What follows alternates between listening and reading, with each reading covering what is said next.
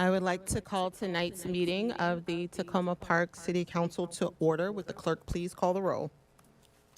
Mayor Searcy. Here. Councilmember Dabala. I'm present. Councilmember Landman. Here. Excuse me. Councilmember Schlegel. Here. Councilmember Gilbert. Here. Councilmember Honzak. Present. Councilmember Wesselek. Here. Well, good evening, everyone. Thank you so much for joining us this evening for the Takoma Park City Council meeting.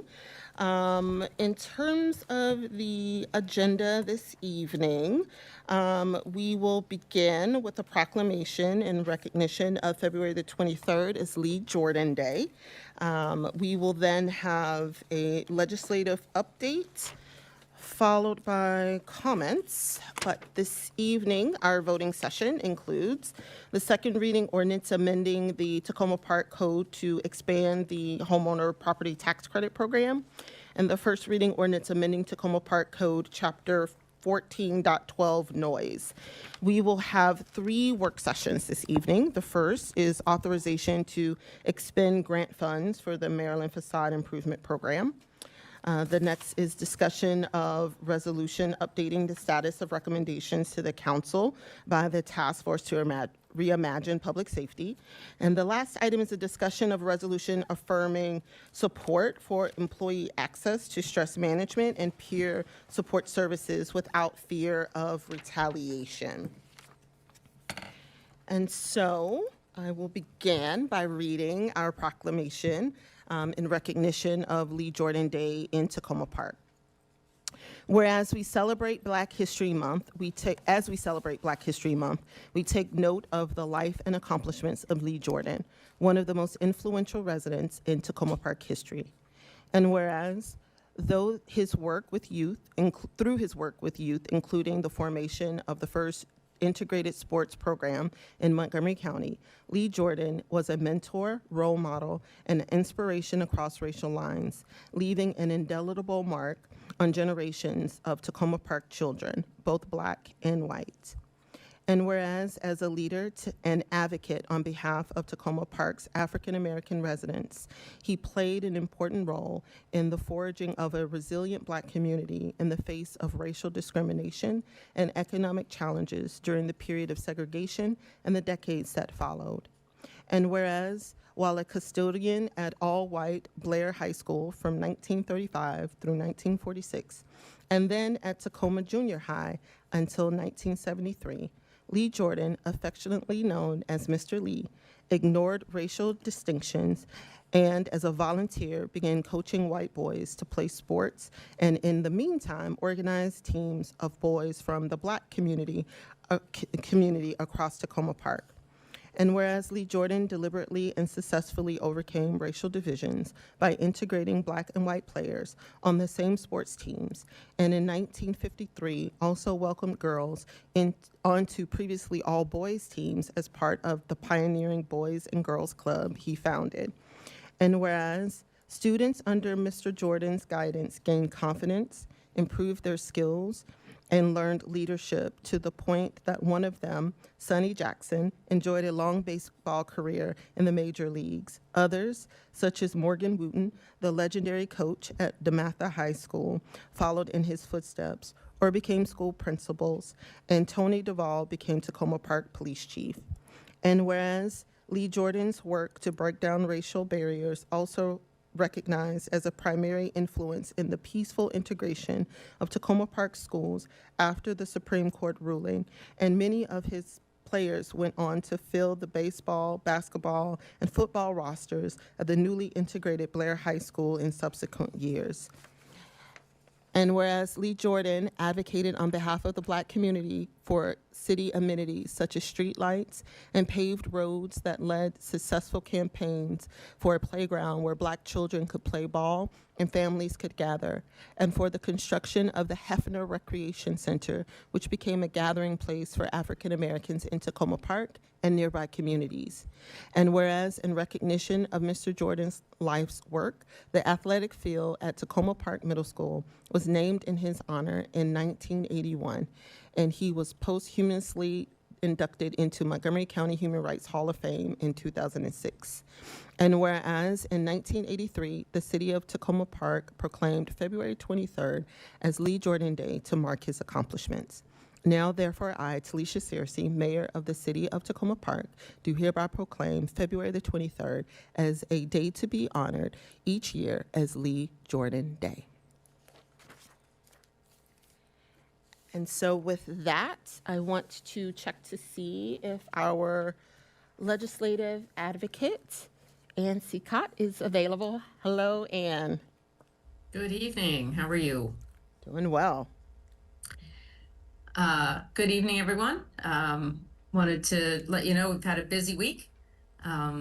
Many of you, I'm sure, saw the news that the governor signed into law the bill to ban the 287G agreements, local law enforcement with ICE. And there was a big crowd on hand to witness that. The city had supported that legislation, of course. We also weighed in this week on a bill related to housing development and trying to create some certainty around fees and permits in the hopes of supporting housing development. We submitted testimony opposing an anti-transgender bill in support of the county adopting ranked choice voting, as we have in the city. Weighing in on a bill to make some fire prevention safety improvements. This is actually a follow-up to the Melanie Diaz bill from a couple of years ago.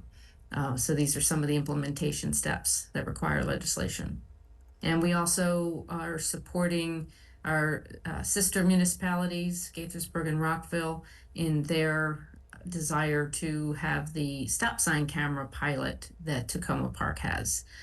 So those are some of the things we've worked on this week. Next week, we have a couple of energy bills. We have the bill that is the priority for the Maryland Municipal League to look at how municipalities may be able to restructure revenue generation to try to have a little more autonomy when it comes to revenue decisions.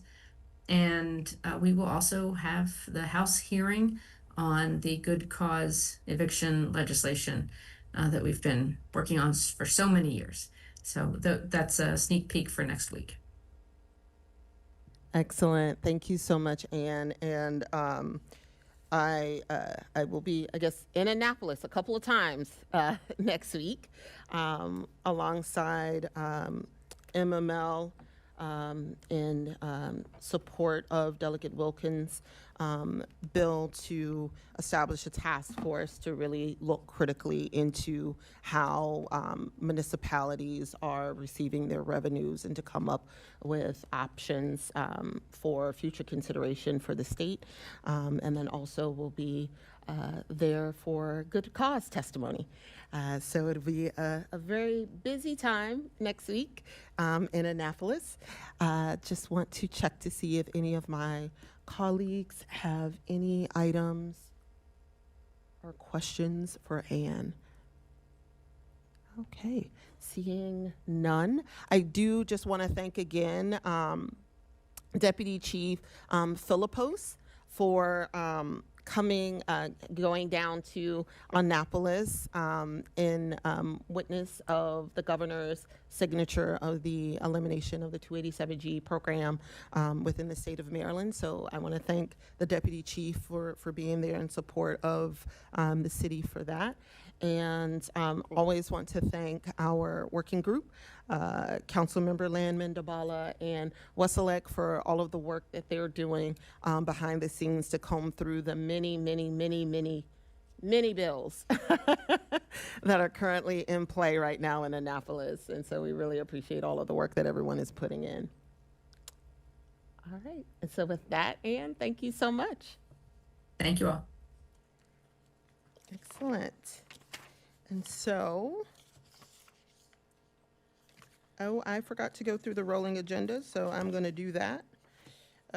So, in terms of upcoming agendas, On Friday, February the 20th, City Council will convene in closed session. The public at 6 p.m. The public may observe the vote at 6 p.m. in the council conference room or on Zoom. The City Council will vote to convene in closed session at 6 p.m. on Friday, February the 20th, 2026, to meet with the attorney conducting the audit related to Cooper v. City of Takoma Park. The meeting will be closed pursuant to Maryland Code General Provisions Article 3-305B1II to discuss personnel matters that affect one or more specific individuals, and or 3-305B7 to consult with legal counsel to obtain advice regarding the audit related to Cooper v. City of Takoma Park. The City Council will not reconvene in public after the meeting. On Wednesday, February the 25th, the council will meet at its regular time of 7:30 in the auditorium.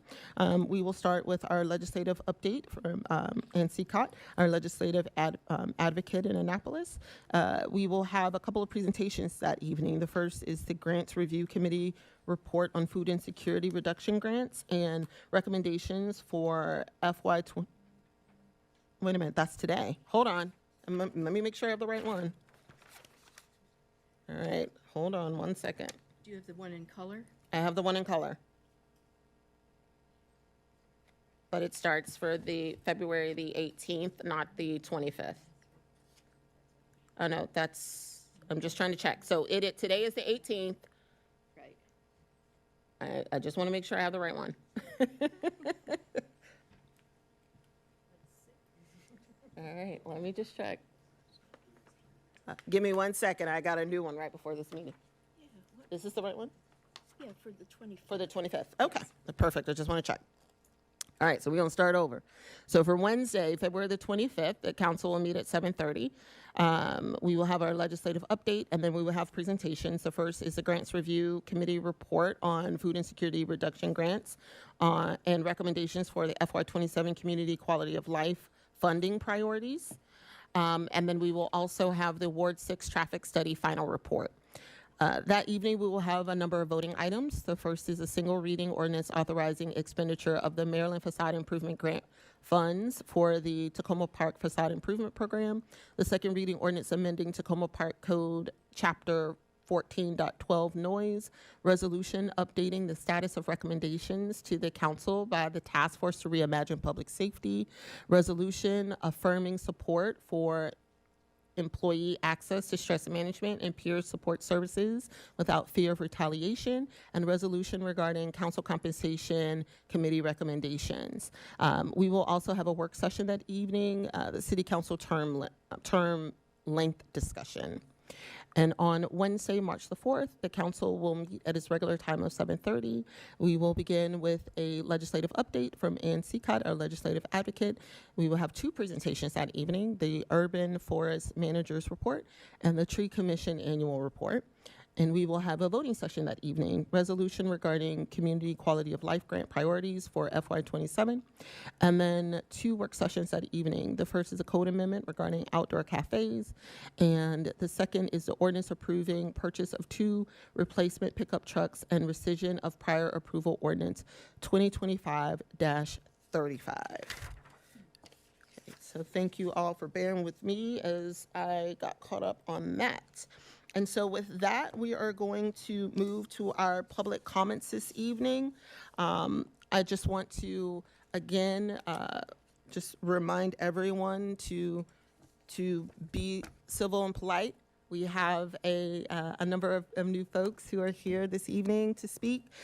Just as a reminder, when you come to the podium, please say your name and where you live or who you are representing. You will have 3 minutes to speak, and in order to make sure we're able to expedite the meeting, please refrain from preventing people from being able to hear that they're able to come up next, okay? All right, so with that, we're going to start with public comments on voting items this evening. The voting items this evening is the second reading ordinance amending the Takoma Park Code to expand the homeowner property tax credit program, and the first reading ordinance amending Takoma Park Code Chapter 14.12 noise.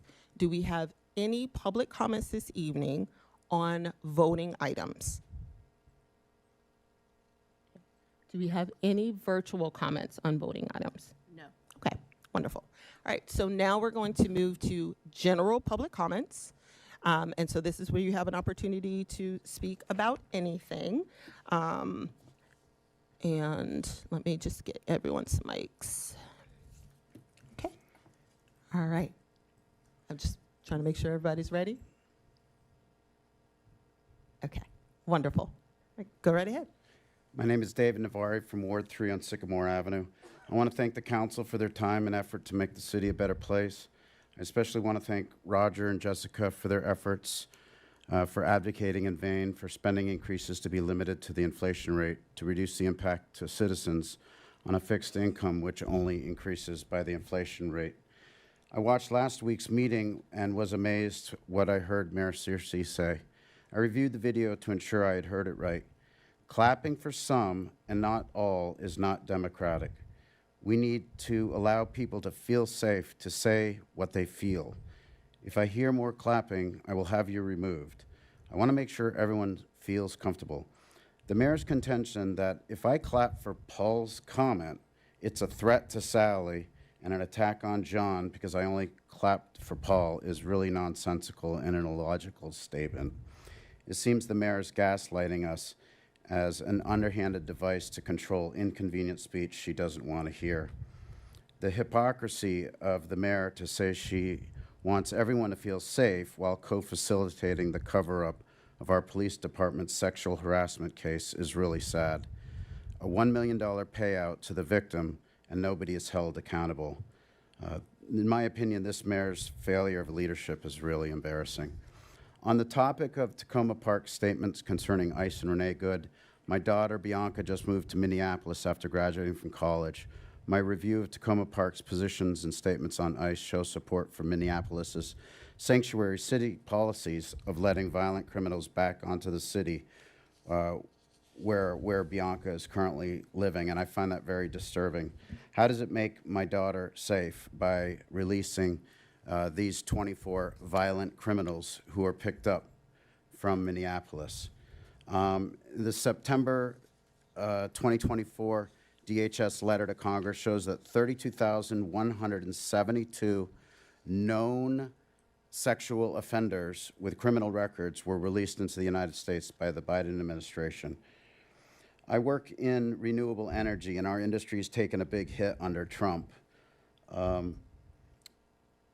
Releasing violent criminals into cities, letting men with penises and mental illness into women's bathrooms and locker rooms, undermining 30 years of Title IX progress by allowing men to be female NCAA athletes, undermining working class wages by supporting open borders.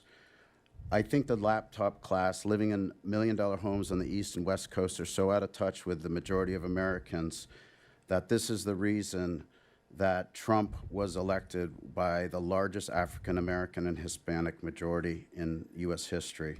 I really think we need to look in the mirror and take a look at what we're advocating for, because there's real consequences to this. Thank I'm you going very to leave much. some documents for Roger. Thank can you make very copies. much. Next public comment.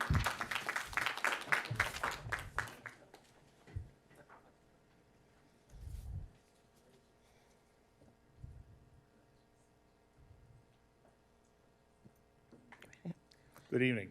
My name is Bob Dreher. I live in Ward 3. I'm part of Community Vision for Takoma, which, as you know, is an informal network of Takoma residents concerned with issues of civic policy. We care deeply about the special sense of community here in Takoma Park, and we were very troubled by the events of last week's City Council meeting. Mayor Searcy and members of the City Council, CVT respects and appreciates your service to the community, and we share your concern for maintaining civility in our public discourse. We were frankly appalled at the abusive comments made by the final public speaker in last week's meeting. We are committed to engaging with the City Council in a respectful and constructive manner, even where we express disagreement with city policies or actions taken by the Council. We also respect the views of our fellow residents and agree that conduct that disrupts the comments of speakers or the conduct of the meeting is unacceptable. At the same time, however, we are deeply concerned by Mayor Cersei's call to ban clapping during public comments. Audiences have clapped during the public comment period of these meetings for years, sometimes to indicate agreement with the positions taken by a speaker, and sometimes just to express encouragement and appreciation for people, including young people, who have had the courage to appear before the council and present their views. In our experience, such applause is incidental and does not disrupt the conduct of the meeting. But it does serve an important purpose in allowing people attending the meeting to express their views in much the same manner as if people came down individually to the podium to state their agreement with a prior speaker. You expressed concern, Mayor Cersei, that clapping may deter or intimidate people who wish to speak to the council. It's a little hard to understand why that would be true. Booing or heckling certainly can be intimidating and should not be allowed. But merely applauding for some speakers while not applauding others doesn't threaten anyone. Consider the flip side of this, though. It can be a daunting experience to come before this council in public session and express views that may be critical of the city's policies or of the council's actions. Encouragement from the audience can be reassuring for public commenters, and it gives people who may be reluctant to speak at all a way to express their support for views that they share. We urge you to respect this part of our civic culture. Part of what makes Takoma Park special is the accessibility of our government to our residents and the openness of our city council, in particular, to the views of the public. Allowing members of the public to express their support or appreciation for speakers is an important part of that culture. Silencing such expression and threatening members of the public with expulsion merely for clapping would change the nature of these meetings significantly, creating an unfortunate climate of rigidity and hostility to public views that would damage our sense of community. We urge you not to take that course. Thank you. Thank you very much. Any other general public comments?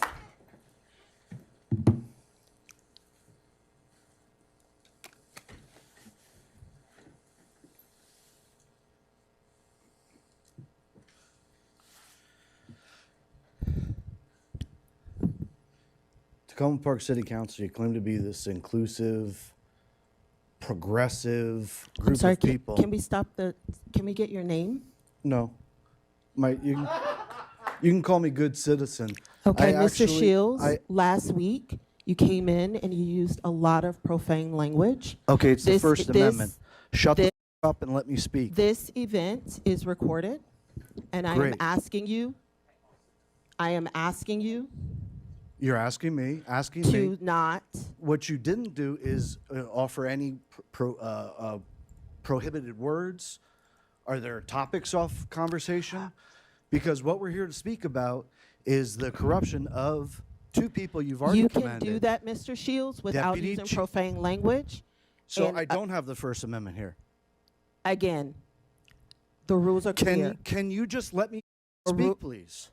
Okay, I've warned you once about using profane language. So can I speak now? Okay, we're done with this. Let's Can I your speak time now? is over. So what has happened is the city Cannot- council I'm sorry, has allowed for the deputy One chief second, to cut staff. the Can we hours mute his of mic, a victim please? of sexual I am unable harassment. to do so here. The chief allowed for the harassment to Thank you very much. Your time is up. Your time is up. Your time is up, sir. I asked you twice to not use profane language. Your time is up. Your time is up. Again, your time is up. Your time is up. Your time is up. Again, your time is up. Thank you very much. Your time is up.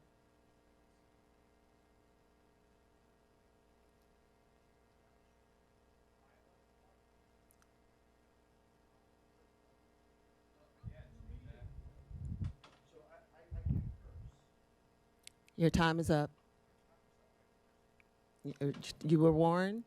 You continue to do so. Your time is up, and now you are disrupting the meeting. Thank you very much. All right. Next commenter. Do we have any other general public comments this evening? Hopefully mine won't be nearly as tense. Good evening, council members. My name is Daniel Adams. I am a Meals on Wheels of Takoma Park volunteer, and I'm currently the board chair. I'm here regarding that food insecurity reduction grant. Real quick, Meals on Wheels serves 2 meals a day, 5 days a week, to people who are unable to leave their house or prepare their own meals for whatever reason they are homebound. Also, our volunteers provide a daily wellness check. We know that we have clients who don't eat anything if not for our delivery service, and many are socially isolated with little or no contact with anyone else throughout the day. We cover all of Takoma Park as well as a few adjacent zip codes in Silver Spring and Prince George's. And we also have better food than you can find on any other delivery app and any other Meals on Wheels program because we make it fresh every morning. I gotta say, we have a lot going on these days. First, you may have noticed that we've had an interim executive director for the past 5 months, and we now have a new permanent ED. If anyone here has been working for the City of Takoma Park since the 20-teens, our new ED used to be a program director for the City of Takoma Park, Mr. Javante McDonald, who is here tonight, and we're all excited about his leadership experience. Here's what else we have going on. Montgomery County has notified us that they are reducing and possibly eliminating our funding for many of our clients in a couple of age categories. We're also closely watching the renewal of the Older Americans Act in this current erratic political climate and have already had to plan around the possibility that senior nutrition programs may not be funded at the same level. That long government shutdown last November could become a pattern, and the lack of SNAP benefits caused a spike in calls for our service. So what else do we have going on? Since Q4 of last year, we've been seeing an increase of clients having difficulty paying for meals and new clients who cannot pay for meals. In December and January, we onboarded 25 new clients, half of whom cannot pay. We're also seeing the number of requested meals increase. Some clients do not get service all 5 days a week, but eventually need increased frequency. Between October last year and January this year, we delivered 3,450 meals. In the same period a year earlier, that was 3,087, so that's a 12% increase. So what's the result of all this? I've mentioned in previous visits here that we are not reaching all the homebound people we serve that we could be, and now we've had to either pause new enrollments or put people on wait lists until we can get back to workable funding levels. This proposed doubling of the food insecurity reduction comes right on time for your homebound neighbors. So what can you do about it? Please fund that bill. Thank you for your continued support. Your neighbors are counting on you. Thank you very much. Come on down.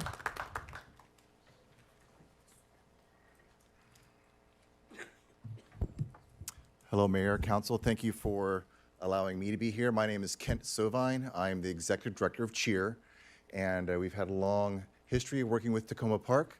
And right now we are honored to be recipients of the food insecurity reduction, looking to, just like the gentleman said before, to have continued funding for whatever you're going to call it in the future.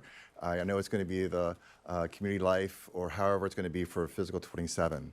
I'm here just quickly to say the recipients of the culturally appropriate food distribution has been incredible. The response to the community has been incredible.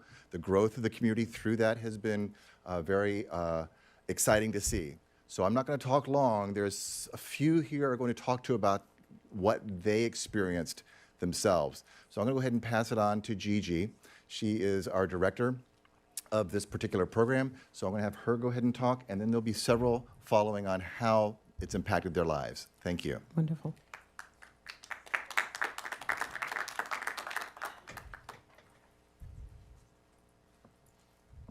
Good evening.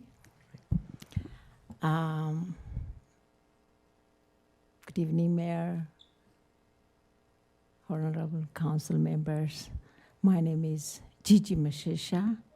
I'm an outreach specialist for CHEER Takoma Park.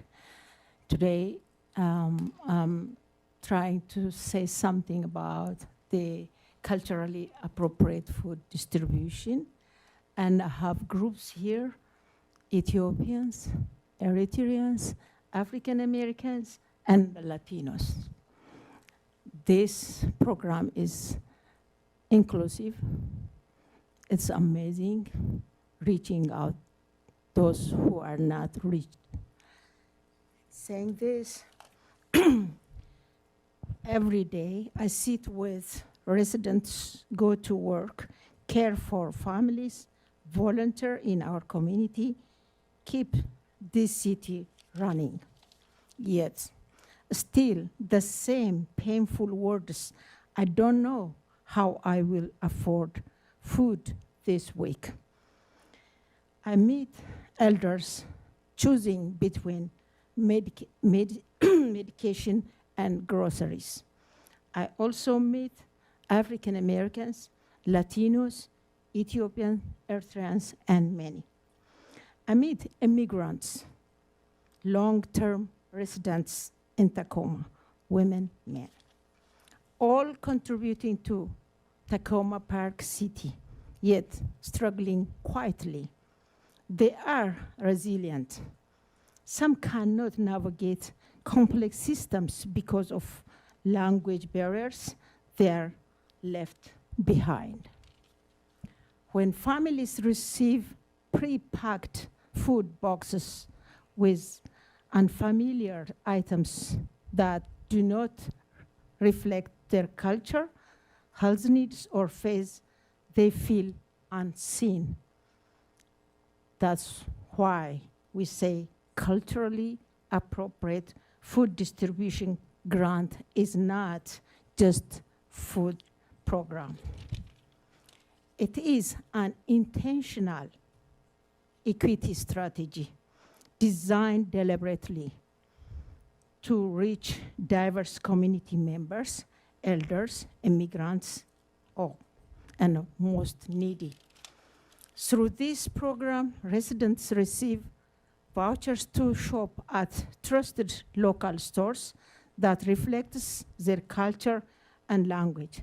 They can purchase food with their dietary needs. Familiar meals reflect their tradition, faith, and health conditions. Council members, expanding this grant is more than funding decision, ensuring that no community members are overlooked, strengthening trust and community. We are making a clear statement that in Takoma Park, everyone belongs. Thank you for your decision, your commitment, and really committed to equity. So I would like to invite one of the voucher recipients, Yodit, to come.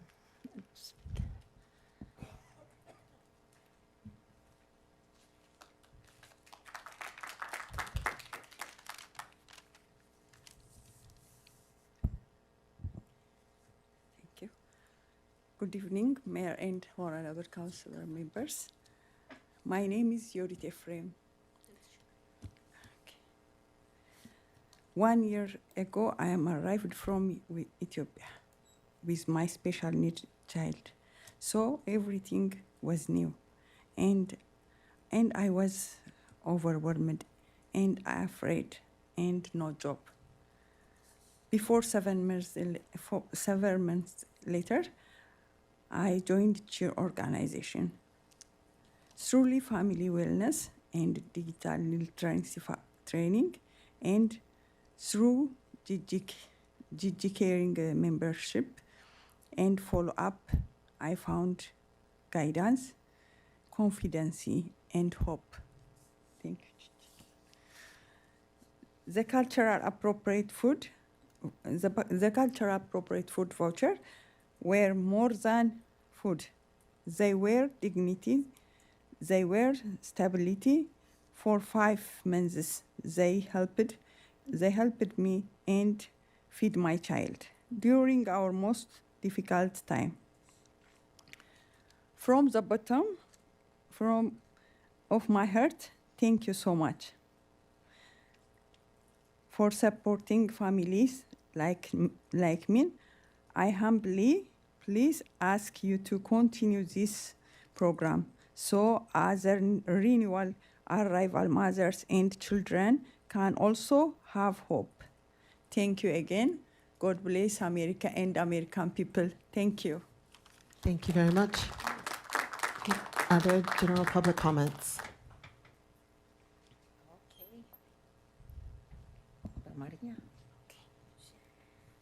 Okay, good evening. My name is Tini Jara. I'm not English really, but I'm talking to you my language. Thank you. ቴንክ ዩ በጣም እናመሰግናለን። እኛ የኢትዮጵያ ካልቸር ያለን ሰዎች ብዙ ጊዜ ከምንረዳው እርዳታ ከዚህ በፊት ካን ፉዶች ይሄ ቦክስ ፉድ የሆኑ ምግቦችን ብዙ ካልቸራችን ስላልሆነ አንመገብምና አሁን ግን ባገኘነው እንትን ባለችን መሰረት ቴንኪው እንላለን። ቆንጆ ምግብ እንመገባለን ማለት ነገር የለም። She's ስንት ዓመት ነው እዚህ ኖር? 15 years. She lived here for 15 years in Takoma Park. She never ate the canned food, the box food from anywhere they distribute. Even when she was when she was in a hard time, when she was raising the children. And now she's so happy and she wants to express that we as an Ethiopian were not eating food from the box or from the canned food. So she thanked Cheer and the Takoma Park. Thank you so much. Okay, so Latinos? Yeah. Now the Latinos will come. Okay. This Cheer.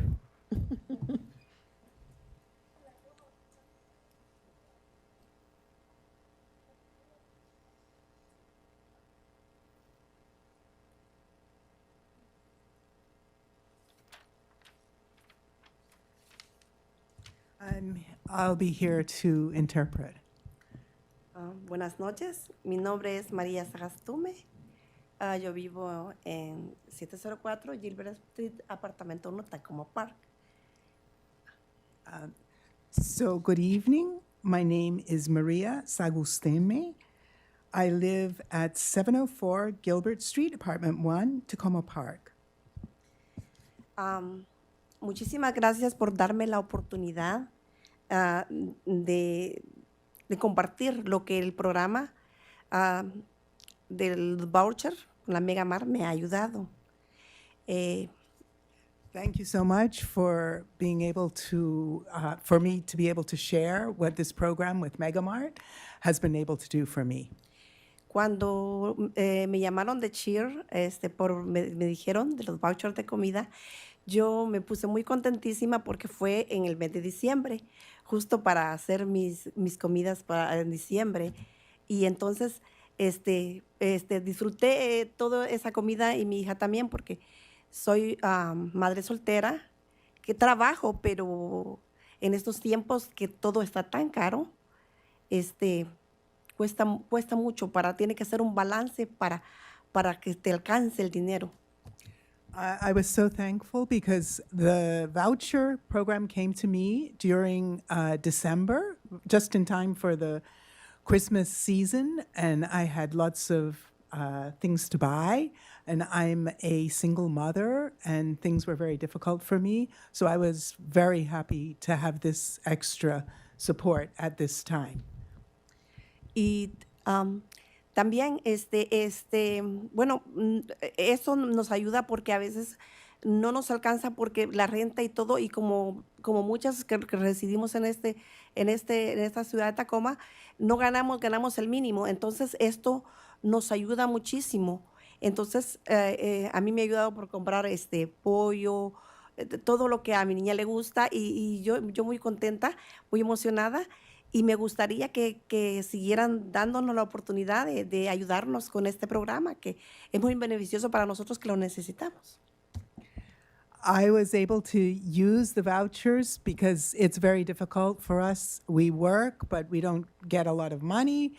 And this really helped me a lot to be able to provide for my daughter. Things are very expensive right now, and it's very difficult for me. And I'm very, very grateful for the program.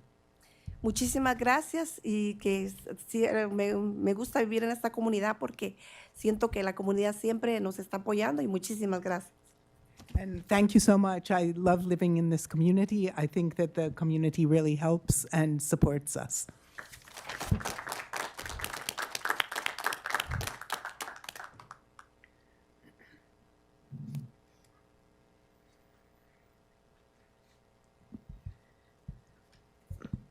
Buenas noches a todos los presentes.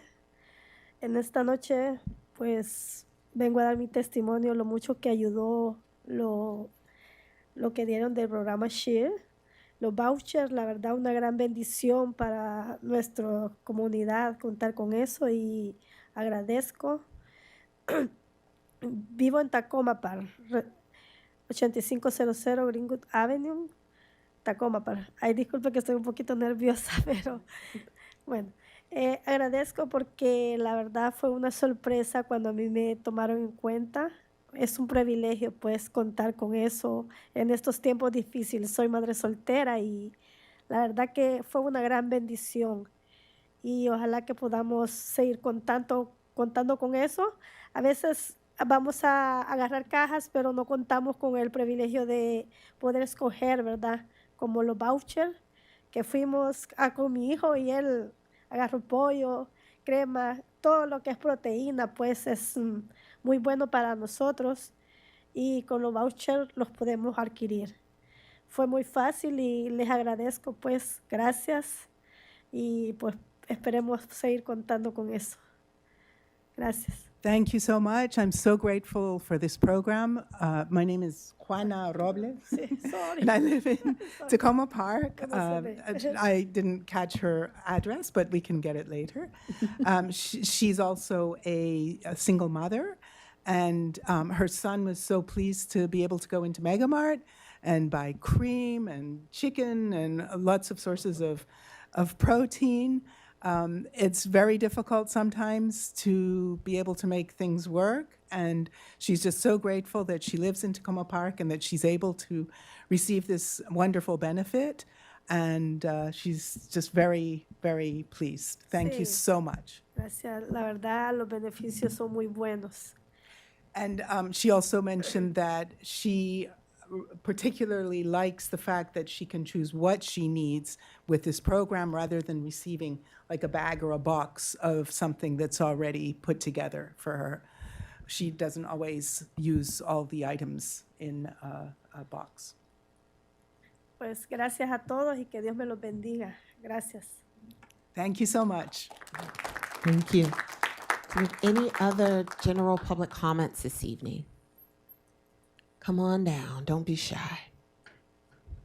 Mine's short and sweet. Good evening, folks. First of all, I'm sorry you had to put up with that guy. Perhaps you should have done it last time. I think what you did was absolutely appropriate. That's not the subject matter I'm here to address, but I'm sorry that you have to put up with this stuff. This is the flip side of being the leader, you know? What I want to say is that I have been trying for probably 10 years to get closed captions on Verizon. Now, I don't know if it comes through on YouTube, but Jessie will tell you, I probably emailed her during council meetings 20 times, at least, over the course of the years. I talked to Bian last night, who's not here tonight, and he made it happen. Last week, when I went home, all the way through Zen Chung's 11:30 finale, I was able to read the script. Now, I worked in construction for 40 years, and my hearing is definitely impaired. And so it makes a qualitative difference in my life because I can follow what's going on at the meetings. Now, I also want to tell you, not coincidentally, that the system for closed captioning for the deaf was written by 2 Takoma Park residents. Both happen to be friends of mine. But they worked at PBS. They lived in Takoma Park, and one behind the co-op and one on Baltimore Avenue. And they wrote the original system for captioning for the deaf for public broadcasting system. They won an Emmy Award for it. But it's my pleasure to enjoy it, and I want to say thanks to you, and whoever says thanks to Bien, please tell him I talked to his son, and he's going to tell him too. Thank you. Thank you very much. Do we have any other general public comments this evening?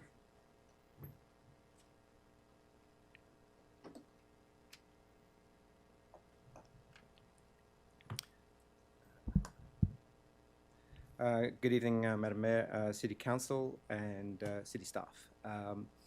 Jim Deljackma, Ward 2, otherwise known as the ward without the cool cafes. I'm speaking tonight just as a resident, one voice, one vote. I'm also an immigrant, husband, father of 2 young women educated here in Takoma Park. I've spoken at council before, impromptu, about I think how we often lose perspective of what's going on. You know, in the years before I came to Takoma Park, I was a journalist working around the world in democracies, authoritarian governments under occupation. I didn't have the First Amendment, but I wish I did. But the First Amendment is one of many rights we have in this country. It's always got to be balanced against responsibilities, especially to others in the community.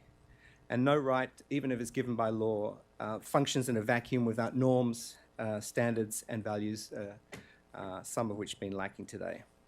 I think I was disappointed, like many others, about last week's council meeting. But what I saw is not necessarily a challenge to our freedom of speech or our democracy, but definitely disrespect for our council and disrespect for our majority female council, of which I'm proud. In Takoma Park, we don't always get it right. We make a lot of mistakes because we're not always right. We're always often muddling through. We don't always agree, but we should have a consensus, as others have talked about, how we disagree. There is a difference between rights and doing the right thing. Freedom of expression clearly is our right, but using that right respectfully is doing the right thing, and I think that's what I'm trying to underline tonight. You know, I've been jeered in this forum. I would call it harassment, you know, maybe bullying, but last week, you know, it was just a pattern of a week-on-week in disrespectful behaviour. And in the case of one person who was here earlier tonight, violent and disgusting behaviour. And it's more than just bullying. It's also undermining of our democracy. We have to remember, as we speak here as one voice, that more than 5,000 people voted for this council. They represent 17,000 residents of this city, and many who are too young to vote. So our mayor was elected unopposed by 4,592 votes, including my own. Disrespect for our elected representatives is not democratic, and it's disrespect for voters, and it's disrespect for residents. It doesn't serve our democracy, it doesn't serve our council, it doesn't get business done. And the 99.9% of people who can't come here on a Wednesday night because they're working, because they're studying, because they're putting kids to bed, you know, they're not represented, but they are represented through the council, and we have to respect that. If we continue this pattern of disrespect, we'll be talking about something else which will be much less pleasant. So we can do better, Takoma Park. Thank you very much, and I look forward to this being a good example that our kids can watch on YouTube. Thanks. Thank you very much. Do you have any other general public comments? Hello there. My name is Carter Doherty. I live in Ward 1 on 6 Crescent Place. I wanted to relate to a meeting that I attended a couple months ago of the Montgomery County Council at Blair High School, where they were debating the University Boulevard corridor plan. And as it turned out, Council President Kate Stewart was presiding over that, and did in fact insist that people not engage in clapping after some speakers. And also kicked out everybody's favorite mascot, NIMBY, who came waltzing in, and it was a stunt that didn't quite work, in my opinion. But she had read a email that she got from a constituent who said that they felt uncomfortable coming to meetings because you had to be part of one tribe or the other, especially around these housing meetings. And so she insisted on respect in the form of silence. And I'm happy to report after that meeting that the First Amendment survived intact. And I think it survived because people in that room understood what Council President Kate Stewart was doing with those remarks, which was trying to ensure, without any caveats, a nice, respectable atmosphere for whoever wanted to speak, and that holding applause or holding booing or whatever jeers one going to throw it, we've heard it enough here, was a reasonable request to ensure that well within the bounds. And I would like to, and rather than think about Mayor Searcy's request in some odd legalistic sense or sense of, rules on how you run a meeting, would urge everyone to simply think of it the way we thought of it in the moment when Councilmember Stewart said that at that meeting, which was the good faith efforts of a good person who has dedicated her time to public service to ensure a respectful atmosphere for everybody. We don't need to turn anybody into a victim because Mayor Searcy is trying to run a reasonable, calm, respectful meeting. And I think we can all do that without resorting to the hyperbole of the First Amendment. Like the other previous speaker, I have worked in places where there was no First Amendment or freedom of speech, and it's no fun, but it's also nowhere. We're in no danger of going there by what we do here in Takoma Park. Washington, D.C. is another matter, but I know we all agree on that. Thank you. Thank you very much. Do we have any other general public comments this evening?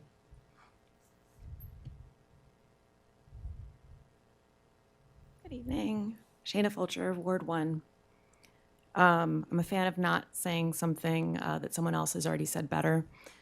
James Tallarico said, "Don't tell me what you believe.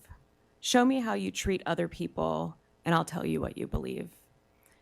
I've had to leave this meeting twice in the last 2 weeks. Last week, my son was on his way here, and I wanted to intercept him before he walked into this room when the violent speaking was happening. And today I could see that it was happening again. And so I told my son, we're not going to stay in here in order to be a witness of that. What of people standing up and yelling at our mayor at city council meetings? Should we feel comfortable sitting by and witnessing that? Other councilors, including our county council, have rules for audiences. Freedom of speech is exercised during your 3 minutes at the podium. We must have civility in this room. What are we doing to provide a safe working environment for our employees? Do they have a right to feel safe and not be in a hostile workplace? Furthermore, there is a war on empathy in the United States right now. The mayor invites us to stand up for empathy in our community by treating each other as we would like to be treated, by making those that we don't see eye to eye with feel safe and comfortable speaking in city council meetings. Thank you. Thank you very much. Do you have any other general public comments? Okay. Do we have any virtual public comments this evening? We do. We have, I'm sorry, Lauren first.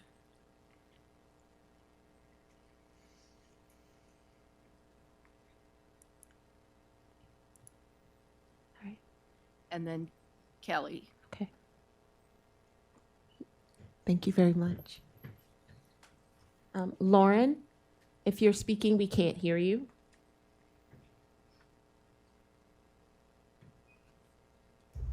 Hello, can you hear me now? We're getting there. Let's see if we can get your volume up a little bit. Okay, can you hear me now? We can hear you, but it's kind of faint. What about this? That's How about better. Keep going in that direction.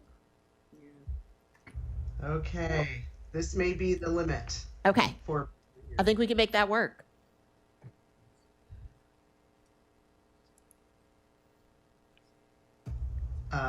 bearing with me in the volume situation here. I do not see the timer. Is that beginning? Let's see. Yep, you're ready. Thank you so much. Okay, dear Mayor Searcy and City Council members, my name is Lauren Goldberg, and I am the Executive Director of the Takoma Park-based food justice nonprofit Crossroads Community Food Network. I join my colleagues from Meals on Wheels Takoma Park and Cheer to urge you to address the crisis of soaring food insecurity in Takoma Park. We know that setting budget priorities is a very difficult balancing act, and we appreciate the work that you are doing. And as you consider the new Community Quality of Life grant program structure, we ask that you please try to face the reality on the ground. And according to the latest Capital Area Food Bank Hunger Report, 41% of Takoma Park is food insecure. We see the faces behind these numbers every week at Crossroads Farmers Market. Reliable access to nutritious food is the foundation for everything else. You cannot build a life when you are consumed by the daily struggle of where your next meal will come from. This funding is about more than quality of life. For too many of us, this is about life itself. The city's commitment to increasing food security through the Community Quality of Life grant program has been a game changer. This funding has allowed Crossroads and our community partners like Meals on Wheels and like Cheer to reach the neighbors who fall through the cracks of the rapidly eroding traditional safety net. Together, we aren't just connecting people with food, we are building a local response that is fast, flexible, and deeply rooted in our community. For example, last November, when federal SNAP benefits were disrupted during the shutdown, Crossroads was able to pivot immediately to ensure our most vulnerable neighbors did not lose access to food. By weaving together funding from the city through this grant program, as well as the state, the county, and our donors, we continue to provide Fresh Checks dollars to Takoma Park residents with low or zero SNAP balances so they could shop at Crossroads Farmers Market. Next week, the Grants Review Committee will lay out the vital work accomplished by Crossroads and other Community Quality of Life grantees. The committee will request that the funding be increased from $110,000 to $250,000. This increase is a crucial step to ensure our progress isn't lost. We urge you to support this request and fund it higher than $250,000 if possible, so that we can work together to continue to meet the scale of the need. Thank you so much for your commitment to a thriving Takoma Park. Thank you very much. Next, we have Kelly Skelton. Kelly, can you hear us? I can hear you. All right, we can hear you too. All right. I just want to start by acknowledging that one or two of our community members were abducted this morning by ICE on the corner of Glenside and Jackson. Their car was left behind as evidence of the complete cruelty and disregard for their rights that this government has. And they have joined now many before them and devastatingly many after them in experiencing firsthand the depravity of our federal government. But crazily, I don't come here today to talk to you about the importance of community organizing and solidarity in the face of these challenges. Sadly, I come here today to chastise certain members of our community for their gross display at last week's council and even the week before that. I was horrified and disappointed by the lack of respect and decorum I saw from audience members. I would like to point out that there are absolutely no First Amendment concerns with limiting the manner in which public are permitted to participate in this meeting. The meeting is considered a limited public forum, which means that the government can regulate the time, place, manner of speech, and adopt any rules or procedures for that conduct. Specifically, Steinberg v. Chesterfield County Planning upheld this in the Fourth Circuit and removed a member similar to Mr. Shields, who was just disruptive in the meeting. I'm sitting here with my two children who are 8 and 12. Say hello, children. Hi. And his display was absolutely inappropriate and should not be displayed in front of young members of this community. They are dealing with enough, and they absolutely do not need to come to a council meeting, either in person or virtually, and be subjected to that type of speech. The speech you have in your home in front of your children is one thing. That is not what I have in my home in front of my children. Further, as some community members have already pointed out, these decorum rules are not just about politeness, they are about accessibility. Beyond polite clapping for nervous speakers or children, as a previous commenter mentioned, when audiences cheer wildly, jeer, heckle, we cannot hear you. Assistive listening devices are overwhelmed, and automated captioning services, which I am happy to hear that we finally have in other forums besides on Zoom, make it completely unintelligible for members of the public with hearing disabilities. Further, for folks who have autism, PTSD, or sensory processing disorders, it is completely impossible to engage with a meeting that takes that tenor. Honestly, I was not even in the room, and I was so uncomfortable and almost reduced to tears watching the display from last week. Under ADA, we have a legal obligation to make these meetings accessible to everyone. Decorum is not a privilege, it is an accommodation, and all members of the public should be afforded the ability to engage with these meetings. And I would just like to say to those in the room who handled themselves with utmost restraint and respect for the public despite what was happening to them, and especially to Mayor Searcy, we commend you and appreciate your dedicated service to all residents of Takoma Park. Thank you. Thank you very much. Okay, do we have any other public comments? All right, we will move to council comments. All right. Councilmember Gilbert, you gonna kick us off? As usual. Thank you, Mayor. Thank you to some of you who commented tonight. I want to say to the members of Cheer and Meals on Wheels that anything that I can do to help you do your job, I support wholeheartedly. As I listen to the varying commenters come up, telling their experiences with Cheer, I'm reminded of how important and how beautiful the diversity of our community is. And I've been around a long time, and I've seen the diversity change, demographic change over the years. The Latino community came in early in my career as a police officer, and it was gratifying to see them eventually make their way. And then the Ethiopian community and the Eritrean and the African community, members of our community. And it reminds me of how important our rent stabilization review is that's forthcoming. And I know I've had conversation, and I brought it up 2 weeks ago, how important it is, I think, that we review our tenant opportunity to purchase law as a part of the review, because, and I've sent an email out to my colleagues, and we've had some conversation about it. We've seen a decrease in our affordable housing stock, and those stories are the stories that I'm talking about that I don't want to ever stop being told. And if we continue to lose our affordable housing stock, we're going to lose our immigrant community, our people of color who want to come here who can't afford to stay in other places. So hopefully we'll get some support and have more conversation about that. I would be remiss if I didn't talk a little bit about Lee Jordan, now that we have a Lee Jordan Day. Lee Jordan was very influential for me in my life as well. I think I told the story last year. I'll tell it again next year if I'm up here, how he bought me my first pair of cleats when I was 7 years old. And that was my love for football began then. I played many, many years. And I probably wouldn't have gone to college if not for his support.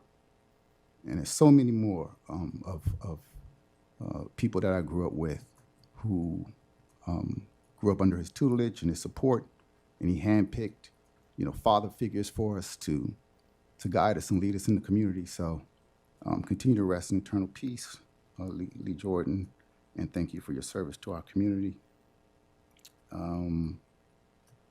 That's it for me. Thank you. Thank you, Councilmember Gilbert. Councilmember Honzak. Thank you. That's hard to follow.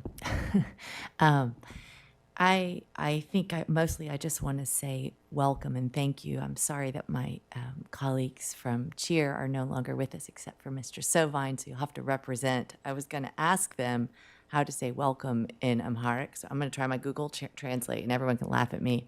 I could press play. It says here, Inikwani Dahina Matahi. Anybody know if I'm right? close to it. Anyway, doesn't have any impact here if nobody speaks, but maybe there's somebody online listening, and Gigi will correct me later. And bienvenidos also to those of our Spanish speakers who I do know are often listening, even if they're not here with us right now. It is, as Councilmember Gilbert said, it is just one of the things that I absolutely love about living in this community, our extraordinary diversity. And I want to also want to just say thank you for tonight's decorum minus just one bad actor. I hope that we can continue to be respectful to one another, and that we can think hard about what that means to us. And that's all I'm going to say about that. And I also just wanted to say welcome to Mr. McDonald. I didn't realize that was him over there. I had exchanged an email with him today to say welcome, and I think that's about it. Thank you. Thank you, Councilmember Hanzak. Do we have any other council comments this evening? Councilmember DeBallo. Yeah, thank you. Speaking of Lee Jordan, if you have not seen the half-hour film, I urge you to Google, now what is the name of it? They called him Mr. Lee on YouTube. It is a remarkable story and a great snapshot of our community over a period of time, put on by, I believe, Historic Takoma. Great film. I wanted to acknowledge also the immigration incidents that happened today, and to promote the D20 night. Our District 20 state folks are having a meeting, an open house in Annapolis on Monday night. If you want to know more information, I'm sure any one of us could give it to you. And to just thank all the commenters, particularly the folks who came out representing programs that serve folks who we don't see here a lot. I really appreciated that. And to the question of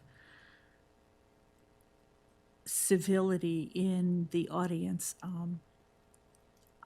I think you all know already, but I'll say it again. I don't think it's just a question of clapping. I think it's a question of demonstrating quiet support for whatever another person has to say.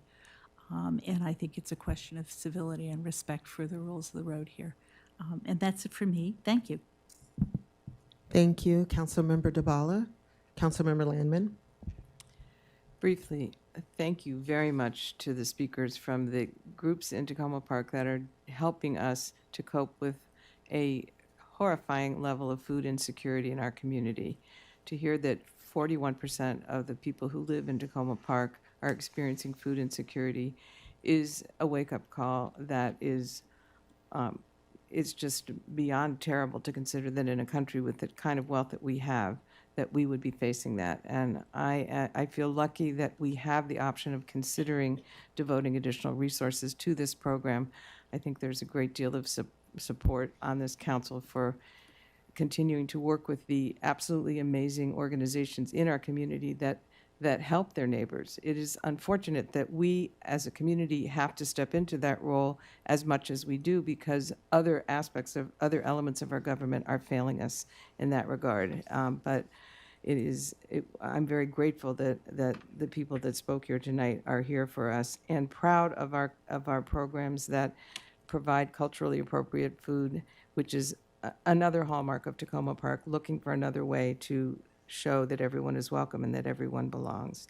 Thank you to the people who mentioned the additional abductions that have been occurring in our community by ICE and whoever these jackbooted government officials are.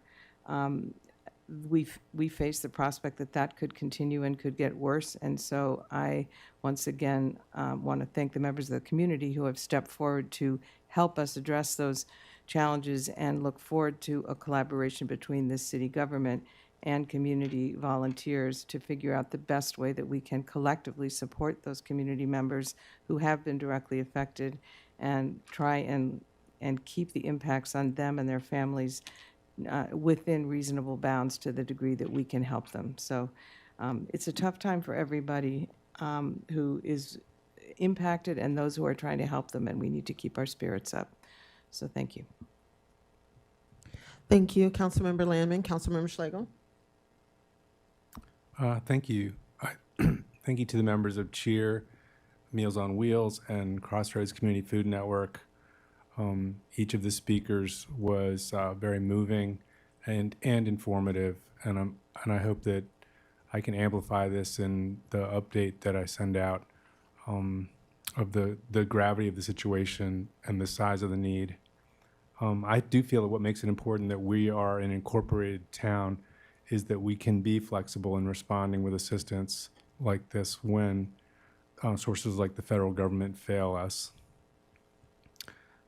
Thanks also to Councilmember Gilbert on raising the point about let's not continue to lose our affordable housing stock because that is so tied to our diversity, and also for sharing your memories of Lee Jordan, who, you know, and then we also had mention of the people who invented closed captioning. And so it's interesting, you know, the kinds of contributions that have been made in this community are extraordinary and need to be celebrated. I'm happy that we'll be proceeding further this evening towards a modest expansion of the homeowner tax credits, and I think that is one bright spot in the idea of trying to make sure that people are not displaced from our community. And regarding the question of decorum at council meetings, rights of speech, clapping, respect, and civility, I put that question, I described what had happened last week, and I put it out there in my update over the weekend, just as a standalone question, nothing else added.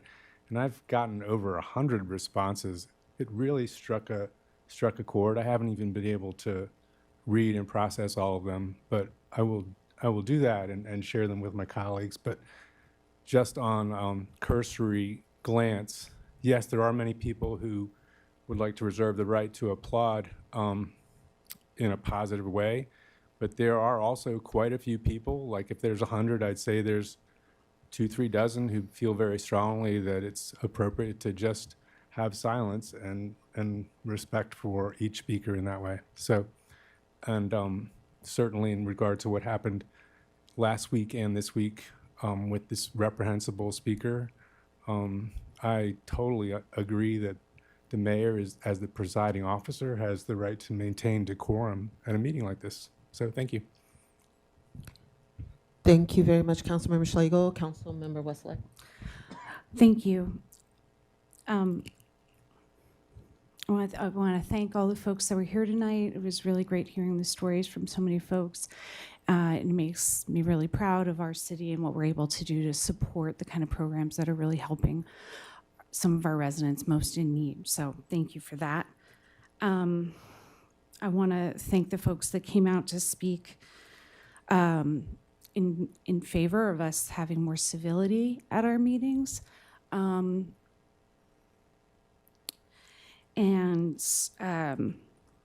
Sorry, I'm also still kind of just vibrating a little bit from the speaker at the beginning.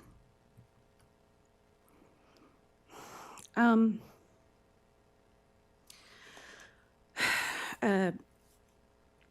wanted to say next week I'm really excited that we're going to be looking at the Ward 6 traffic study. I'm so excited to see the recommendations that the consultants have given, and I look forward to talking with residents about all of that.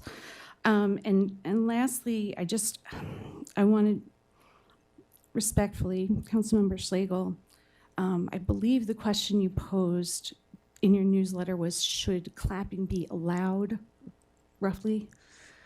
And I think that is the wrong question. The question is, should we actually listen and follow the rules? And if we and then an addendum, if we disagree with the rules, how's an appropriate way to handle that? I think those are the right questions to be thinking about from last week's meeting. Thank you. Thank you, Councilmember Wesselek. Well, I want to start by saying thank you so much to the representatives from all of the organizations, Cheer, Meals on Wheels, the Crossroads Food Network. During times where your patience is being tested, and you are asking yourself, okay, I'm not doing this for the money, right? Obviously. It is, it is helpful to be able to be grounded in why I choose to do this, which is service. I do this because I have committed my life to public service in every aspect. And so to have the ability to hear firsthand accounts of how the commitments and the sacrifice that we're making through the budget and our residents through their taxpayer dollars are truly influencing and changing the lives of our residents. It makes it all worth it. So I am in full support of us making a way. I'm looking at the city manager, make a way to ensure that we're able to provide the necessary supports for the organizations in our city that are doing the hard work on the ground, making the connections, building the trust, and making sure that people are able to access the food that they need. And it's only going to get worse. I'm horrified at 7 a.m. to get messages about people being picked up by ICE in my own neighborhood. And so you know that it's only going to get worse as more people feel unsafe to not only walk into this building, but to go and try to get food or to try to obtain public services because you want to fly under the radar right now, especially if you're undocumented. And so these types of programs are going to be even more important in the coming time. So thank you all so much. It was therapeutic. I needed that. And I appreciate you all bringing people out.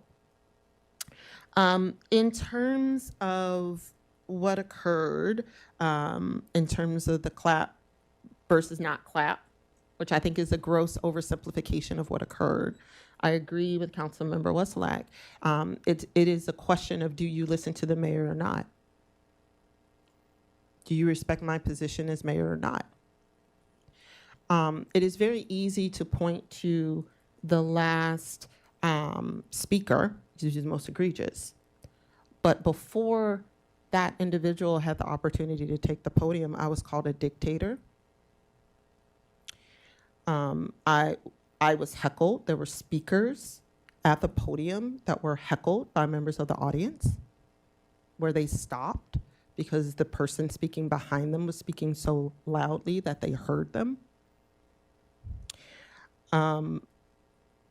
There was blatant disregard for the 3-minute rule, and I'm a lot more lax than my predecessors. I give people at least a chance to kind of finish your last sentence before I cut you off. But there was a blatant disrespect for the 3-minute rule. And some of the people who engaged in the behavior know better. So I took it as a personal attack to me and my role as the presiding officer of this meeting. I took it as a personal attack against my humanity. It is very easy to see us here at this dais and just think that we're not humans, that we don't deserve respect because we're elected, that we aren't entitled to being recognized as human beings. And so again, that individual took it to the extreme, but I stand firm in what I said, in that there were some folks who created a really nice environment through those other actions that gave some credibility. And so it's important. I want to make sure that people understand that, yes, you have your 3 minutes. Everyone can come in and speak. I don't have to agree with your political beliefs, but I do want people to feel comfortable. And quite frankly, as the presiding officer of this meeting, it is critical that people listen and respect the role. And it's not just as it pertains to civility, which is critically important, but it's also as it relates to safety. There are times when I give guidance for a very specific reason that I'm unable to disclose. And so for people to blatantly disrespect me and the guidance that I am given, it just implies that there's a disrespect for me and the role that I have. And you can not like me. That's okay. That's politics, right? But while we're in this room, and while I am the presiding officer, I am employing for people to respect the guidance that I'm providing. Now we're gonna move on from this, because this is what we do. This city, we fight, and then we make up, and then we fight again, and that's okay. It's what we do as a community, because we're very passionate about the issues, right? And that's what I love about Takoma Park. But I will continue to employ that when you're in this room and when I'm presiding over this meeting, that people respect the role that I have, but also respect the role of this council. And so with that, I'm gonna move on to additional stuff that we got going on. So tomorrow is the MML Meet and Confer with the county exec. That is at, I believe, 6 o'clock in Rockville tomorrow. And just as a reminder for my colleagues, that is our big tax dupe conversation. So if you're just really interested in it, you might have to check it up to Rockville. I'll be there. And then on Saturday, I will be attending at the Montgomery College Takoma Park Campus Cultural Arts Center, the 3rd Annual Minority Scholars Program Anti-Racist Film Festival and VIP reception. So I will be there. It's in the morning. They're selling tickets to the event. So it starts, I believe, the reception starts at 9. I believe the movies will start at about 10 o'clock. So I do want to encourage people to check out, get a ticket and support the youth that are putting these films together. And so with that, I think we've already heard Monday is D20 night in Annapolis. I think Tuesday is the MML thing that I'll be in Annapolis. That's next week. And then Thursday, we will be good causing. So it's going to be a great time in Annapolis next week. And so with that, I will turn things over to City Manager DeSpirito. Thank you, Madam Mayor, Council. And I'll just note that I plan to be at the tax duplication meeting tomorrow evening as well in Rockville. My report's very brief tonight. I know you've got a lot on the plate this evening. From Housing and Community Development Department, residents can submit comments on traffic calming and sidewalk requests until 5 p.m. on Friday, February 20th. A link to the Google form is on the city's website. Just search for traffic calming and sidewalk requests. And you will find a link on the city website. And from the city manager's office, this week's staff shout out is for our reestablished Employee Safety Committee. In alignment with its mission, the committee promotes a safe and healthy workplace in Takoma Park by serving as a collaborative link between employees and management. Its members help ensure that our facilities, equipment, policies, practices, and training reflect the highest standards for workplace safety and health. Over the past several years, the city's commitment to building and sustaining a culture of safety has resulted in workplace injury rates well below those of comparable jurisdictions. While the well-being of our employees is always the primary goal, this strong performance has also led to significant financial benefits, including hundreds of thousands of dollars in reduced workers' compensation premiums, savings that the city is projected to continue realizing through fiscal year 27 and beyond. Please join me in thanking the members of the City of Takoma Park Safety Committee. Mr. David Eubanks, Vincent Kane, Ian Chamberlain, Mark McInerney, Captain Cody Evans, Jessica Jones, and Andrew Bolduc, as well as the many supervisors and employees who demonstrate every day that workplace safety is a shared responsibility. That concludes my report tonight. Thank you. Thank you very much. All right, we're going to move into our voting session this evening. The first item is the second reading ordinance amending the Takoma Park Code to expand the homeowner property tax credit program. Would someone like to move it? I would really love to move it. Thank you. All right, and we're going to give Councilmember DeBala that Sure, one yeah, because this has been a long time Sorry, coming. yeah. Mhm. We have you as a second, Councilmember Schlegel. Sorry. Are there any questions or points of discussion on this item? I just want to say thank you very much, Councilmember DeBala, for your tenacity, perseverance. I will never forget. We were on council together many years ago, and I remember we sat down with Director Chung. We were like, "How can we figure this out?" and you did not let up. And so we went to you went to Annapolis working with Lorick, trying to figure out how to do it. We going back and forth, and now we finally have something on the books. So I just want to reinforce my appreciation for Councilmember DeBala and the work that she's been doing for many years to try to move this forward. If I may be permitted Yeah. a moment. I sincerely hope that this is not a day late and a dollar short, that this really does affect residents that are just on the edge of having been eligible and now they're not.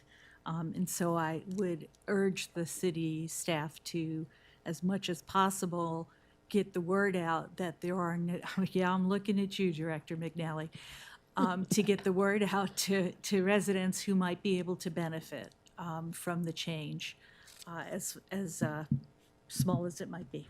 And to my council members, the same. Thank you. Thank you very much. All right. With that, because this is an ordinance, we're going to have the clerk please call the roll. Councilmember Landman, Aye. Councilmember DeBala, Yes. Councilmember Schlegel, Yes. Councilmember Gilbert, Aye. Councilmember Honzak, Aye. Councilmember Wesselek, Aye. Mayor Cersey. Aye. Okay, the next item this evening is first reading ordinance amending Takoma Park Code, Chapter 14.12, noise. And with that, I know there's been a couple of tweaks, so I do want to kind of turn things over to Mr. Director McNally, just to make sure that everyone's on the same page in terms of any adjustments that have been made. Yes, there should be just one change outside of city attorney making some edits for clarity's sake. The major substantial change is the edit that was suggested by Councilmember DeBala that should remove the requirement of around photographic evidence and clarifying that it could be done. A citation may be issued with two witnesses, but it does not necessarily prevent us from issuing a citation if there is another way to verify it, such as if a code enforcement officer directly witnesses a violation of this chapter. Okay. Just want to confirm with my colleagues whether or not there are any points of discussion or questions regarding the modifications that was made. Just want to make sure that Mr. McNally, given the newer changes, if there are none, we'll see if someone would like to move this item. Would someone like to move the first reading ordinance amending Takoma Park Code, Chapter 14.12, noise? Yes. Okay, thank you, Councilmember DeBala. Do I have a second? Second. Thank you, Councilmember Landman. Okay, any additional points of discussion? All right.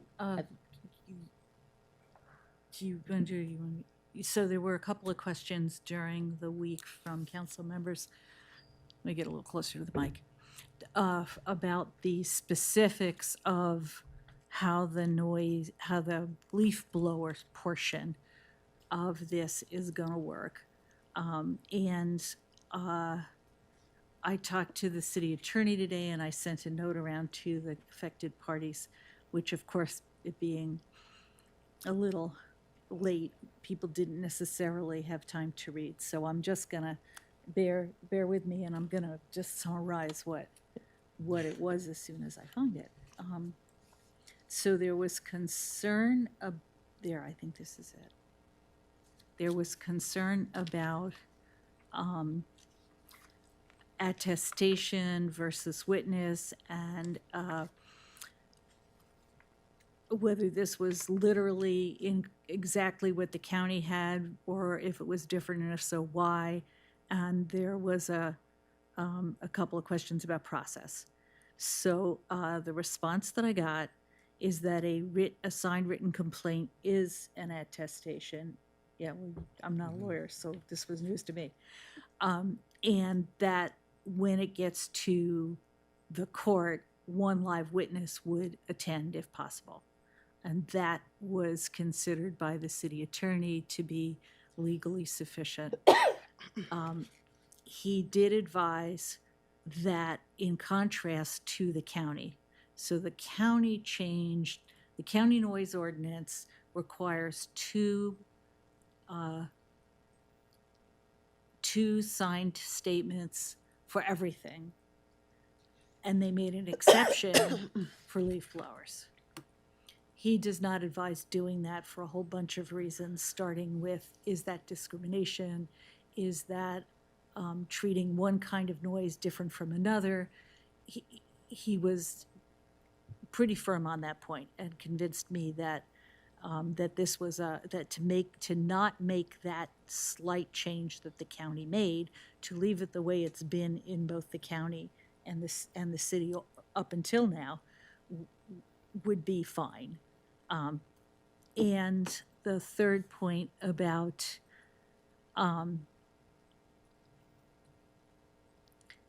the actual process. So when you read C and E together, it makes a lot more sense. And I was reading them separately and I got kind of tangled up with the process. And I think that may have happened to the council members who had questions as well. So we don't need necessarily to do that right now, but what he and I walked through it, and when you look at them together, it makes a whole bunch more sense. Director McNally, did you have anything else to add about leaf blowers before we turn to any other sections? Because we might want to turn to some other sections. Somebody might have a question.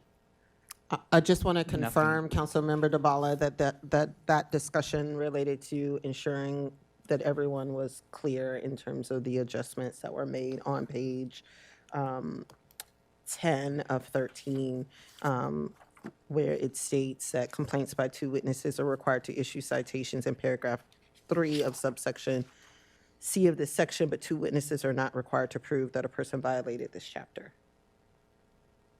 The question being, is everybody clear on that? Is everybody clear I guess on that? we're going to hear right now.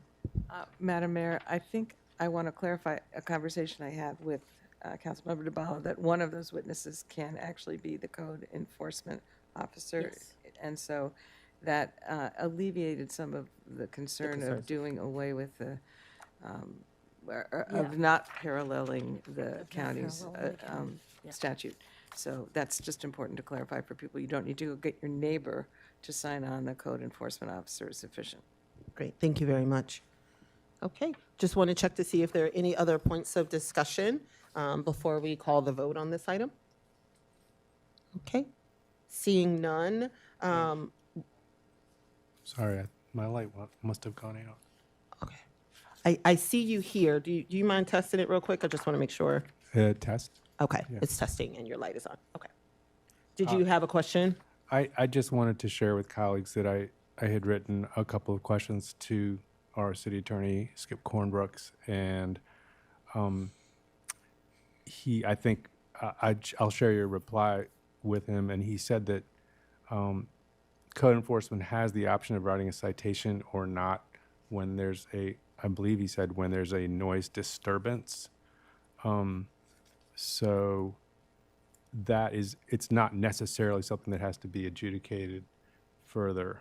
And There- you're talking about the rest of the noise ordinance, not the I'm talking leaf about the blowers. noise, Yeah. any noise disturbance that's below decibel levels. It appears, The so-called nuisance noise. Okay, thank you. yes, it appears that, there's a code enforcement officer can make that determination. Yep, this is a nuisance, this is a disturbance noise is the official language, and just write the citation. So I wanted to make sure that we all understood that and we're okay with it. And then I just wanted to make sure that I'd asked, because I understood that Councilmember Gilbert, you had some concerns about apartment dwellers and the fact that it can be tricky to get a second person to sign on to a two-party noise complaint. And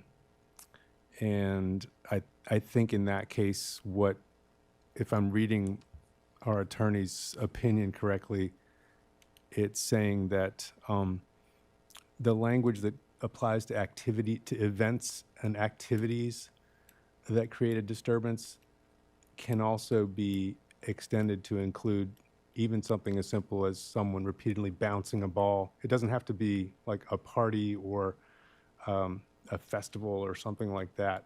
It could be someone playing their stereo loudly or bouncing a ball or vacuuming in the middle of the night. He did suggest that language might be modified to say individual type activity as a possible clarification on that. So, Councilmember Schlegel, are you recommending an amendment?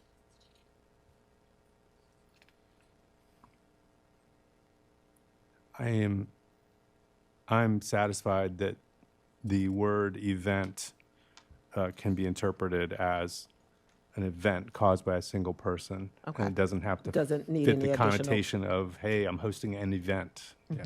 Great, thank you. Okay, just want to check to see if there are any other points of discussion.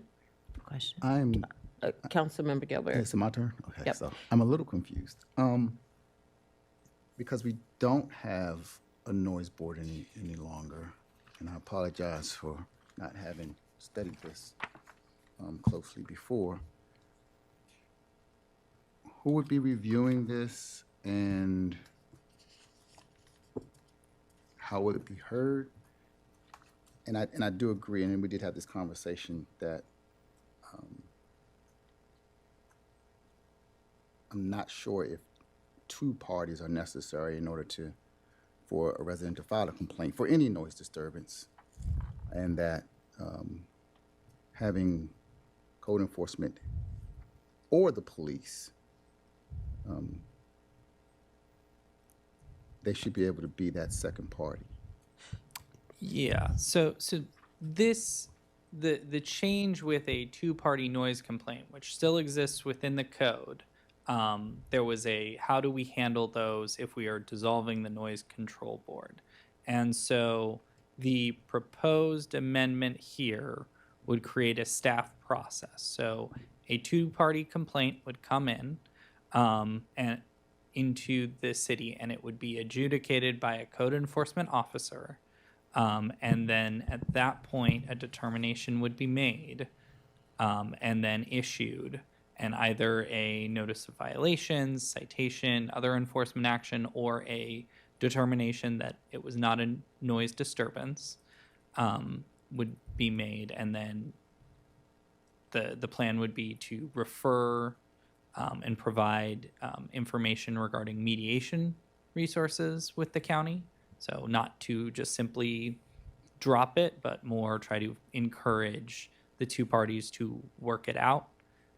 But that would be the change. So it's still allowing for a two-party noise complaint, which does exist in our current code. The change would be who would be adjudicating that two-party noise complaint. To that point, I'm sorry, I'm trying to make sure that I'm acknowledging the lights. If you are not planning to speak, please hit your mic so that I can see who's in the queue. So if you're not hitting your mic to speak, okay. Councilmember Wessler, I'm sorry, Councilmember Hanzak. Yeah, I'm just trying to make sure I understand what people are saying here, but when I read the code, I'm not seeing clearly what was just explained to us about the fact that one of the two parties can be the code enforcement officer. Do you feel that that's clearly written here in the code? I think that would be very confusing for residents, and I'm sorry, but that's not what I understood until we got up here. So I'm not saying it's wrong or right, it's not clear to me in the code as it's written. yeah, the way I would look at it is a code enforcement officer, if they see a violation, they have the authority to cite or institute corrective action under the code. So if they were to respond to, let's use a leaf blower complaint in real time, and they were to see a leaf blower that did not meet our standards, they could cite the individual for a violation of the code at that point. The two-party is to help identify a violation from two separate sources. So it is a way of essentially triangulating that two people have identified this as a violation as a way to open a case is probably the best way to look at it. And that was similar in the noise control board, where it wasn't just one person was disturbed by the noise. There were two separate parties who identified this as a noise disturbance, which would then lead to the noise control board. Okay. And I do want to just briefly kind of note, this would not stop any of the current efforts done by the police department or code enforcement to respond to noises. So this would not change our operating policies regarding that and how we respond to calls for service around a disturbance. This is just simply addressing specifically a two-party noise complaint. And Councilmember Hanzak, this kind of goes back to what Councilmember Dabala had mentioned earlier. Because of where this is located in the code, it references paragraph 3 of subsection C, which is on the prior page. So you see like section C, and then you have to go down to 3. And so in that first section of C, it makes it pretty clear that our enforcement officers can issue a municipal fraction, right? So it basically says that they can enforce. But then 3 is when you have these noise complaints in subsection E, and that's when things kind of get a little mucky, where you're kind of looking at 4 and E, where you're trying to they're combining those pieces. In other words, when it's considered to be a disturbance, Right. versus right. But what I'm saying is that it's not entirely clear to me when I read this that subsection that the two witnesses in question are referring possibly to one of those persons being our code enforcement officer. Is that clear to others in this? I must say, as explained, that's how I thought it worked, but reading this, it couldn't possibly work to have the code enforcement officer be the witness and later the adjudicator of the complaint. It's got to be that this second paragraph E alludes to the complaints that have two witnesses, aside from the code enforcement officer or Right. police officer. Yeah. So Yeah. it's not how I understood it as it was explained. I mean, I find this is like the most obtuse code I've read since the Coast Guard codes. Okay, I so honestly, it doesn't- when it was a clean read when Yeah. I initially read it, but when everybody began to explain this business, that's where I got confused. So I have to And I'm take not back sure if what I that was said just a before, because I don't think it misrepresentation fits, or. yeah. Okay. Okay. So just so that everyone understands, this is our first reading. I'm looking at the code and I can kind of see where the connection is, and I think it could be a pretty simple clarification for Skip to make an adjustment on page 10 as it relates to C4. And so if we can, yeah, paragraph 3 of subsection C. Yeah, so C4, because the way, I think part of the challenge is that it's a bit of a loop-de-loop logically in terms of how the section is written. And so if we can just make sure that we flag this item for Skip, because again, this is a first reading, but it's going to come back to the council for next week for the second reading, and we can make sure that that legal clarification is addressed before we get ready to vote on the second reading. Okay. Councilmember Gilbert. I'm sorry, Mayor. Okay. Great. All right. Are there any other points of discussion, regardless the request to make sure that we're able to get our attorney to make sure that there's some clarification on this page in terms of the in terms of making sure that it's clear from the code that the code enforcement can also be used as a witness. Okay, so with Mayor, I'm sorry. I'm still wanting to make sure that Councilmember Gilbert's interests around multifamily are being addressed, because it has been confusing to read it, and when it says two residents residing at different addresses, and I would feel like that could be two apartments on the same hallway would be different addresses, but I've heard that the interpretation is two different street addresses, and I think residents need to know which it is. Go right ahead. Yeah, so the two-party noise complaint process handled by code enforcement has typically applied across properties. That is not to say that we don't address noise created within multifamily buildings. Those are handled by police. And I'm not sure if the chief is on, he can kind of describe and walk through that process, but this would not alter that process and would not change how police respond to noise disturbances within multifamily buildings. So for clarity, this is only speaking to residential properties. Commercial to residential or residential, yeah. Okay. So perhaps maybe we need some more clarification that in a couple of the lines. A commercial to residential or commercial to or residential to residential. Got it.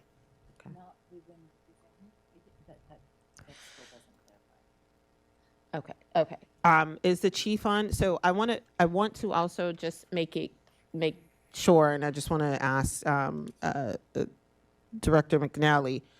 I think that when people are thinking about noise in multifamily buildings or nuisance noise, there's a difference between a one-off or if there's some consistent issue that also needs to be addressed through property management, because property management will have different rules vary by building. One building may say quiet hours start at 9 o'clock. Another building may say quiet hours don't start until 11. And so, you know, for us, we're not in a position to be able to enforce, you know, noise as it relates to what each individual landlord may dictate within their building.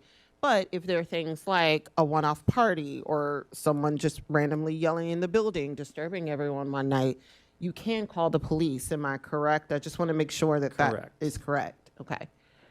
So I think there's a bit of a distinction when we were talking about the aspect of nuisance as it pertains to, you know, as it juxtaposes with the property management rules, which we would not necessarily be able to enforce because those aren't our rules.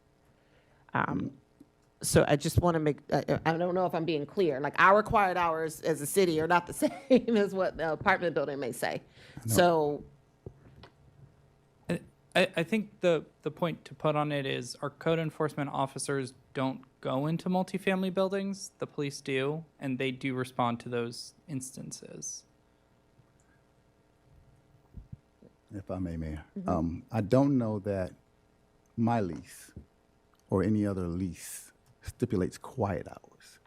And if they do, I don't know how they would supersede our code. So I think the overruling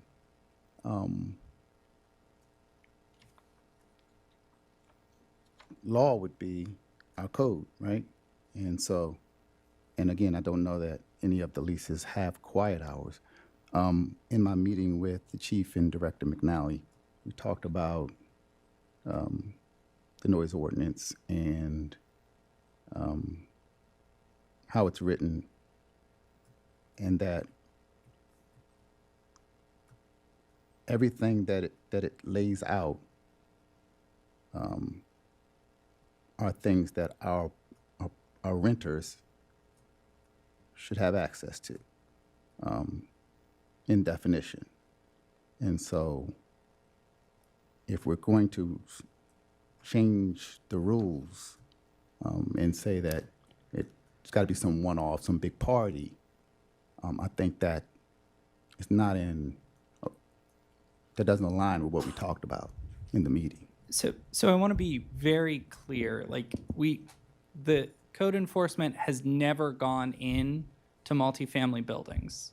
That's not what they do. And that has been consistent in how HCD has interpreted the rules and how they have gone about doing that. It does not stop the police from responding or addressing cases within a multifamily building. And I think that is the distinction we are drawing here. This is a separate process that existed through the Noise Control Board, which was mostly between commercial going on to residential or residential going on to another residential. A multifamily building is one separate private property, potentially in a condominium, has its own specific kind of legal rights attached to it, and there are differences there. The proposed amendments address a desire expressed by the city council to have a process to handle these two-party noise complaints. If we are to change that, we can certainly change that, but that would be a very separate process that I think would require either greater it would change a lot of our operating procedures and how these were handled, and they would not be handled necessarily by HCD, which operates our code enforcement staff during the day. So I think that would be the piece and it sounds like City Manager DeSpirito might have some clarification. Thank you. Yeah, we're not proposing any change in the role of the police department from what has been to now and the future. So they, as Devin said, the police are the ones that respond to multifamily building complaints, not administrative code enforcement, who also just work certain days and certain hours. There is conceivably a lot of leverage that property managers, building managers have if it's repetitive noise complaints and it's an ongoing thing. Certainly in a situation where it's a one-off, particularly loud disturbance one night, the police are called and they come in and deal with it, as they always have. And we're not proposing a change in that. What we're talking about with respect to code enforcement is to have, that applies primarily to not, to all other residential situations besides multifamily. But if there's a situation where there's say a chronic problem of noise and ongoing, even if it's just been maybe a few days, that's a situation though where calling it to the attention of the property manager, building manager, there's some leverage. And I would imagine in many cases that they could apply to their tenants to address the issue. So that's, being private property, that's another avenue in addition to the police handling it in a building. And Chief Duvall is on the line. He's in the meeting. He's been watching, and I don't know, Chief, if you can hear me, whether you have any other comments with respect to the role of the police department? No, I think both you and Devin have summed it up. Yeah, both you and Devin have summed it up. I think very clearly the police responsibility responding to noise complaints in multi-dwelling buildings has not changed. It has been that way for many, many years, and nothing within these code changes would change that. Okay. And just for clarity, Chief, I have you on the line. Because I know I spoke before about experiences that I've had when I was with the agency. Do we still afford our police officers the flexibility to also see these complaints to a close via, and again, our police officers have always been great mediators with some of these complaints, but also do they still have the ability to write the municipal citation if necessary, if they find that someone is not in compliance or repeats the behavior and is not willing to comply? Yeah, Councilmember Gilbert, absolutely. If it rises to the level that a citation is issued, our officers can issue a citation, and they would follow that through the process. The vast majority of the calls that we receive of this nature are normally handled just by the officer responding out. It's a music complaint, it's somebody riding a big wheel, so on and so forth. So they're normally handled just by the officer responding. We have very few repetitive calls where we're responding to the same residents. We had one in an apartment building on Maple Avenue, but it was mainly related to a mental health issue. So we worked through multiple different avenues to address that issue. But absolutely, to answer your question, officers absolutely could issue the citation and could follow through on that. Thank you, Chief. Okay. Councilmember Gilbert, just want to make sure that addresses your question. Okay. All right. So seeing no more lights,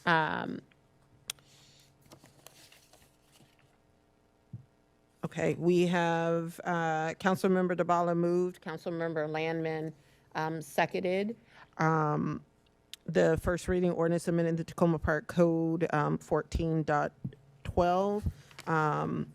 And I will just, I hate to say this, but we're going to be voting on this with the caveat that the city attorney will make the necessary adjustment for the second reading for the clarification around the two witness and whether or not code enforcement officer could be considered one of those entities, correct? All right, great. I just want to make sure that point is clear. Okay, so with that, would the clerk please call the roll? Madam Mayor, just a point of clarification. So if we know that changes are still coming before the second reading,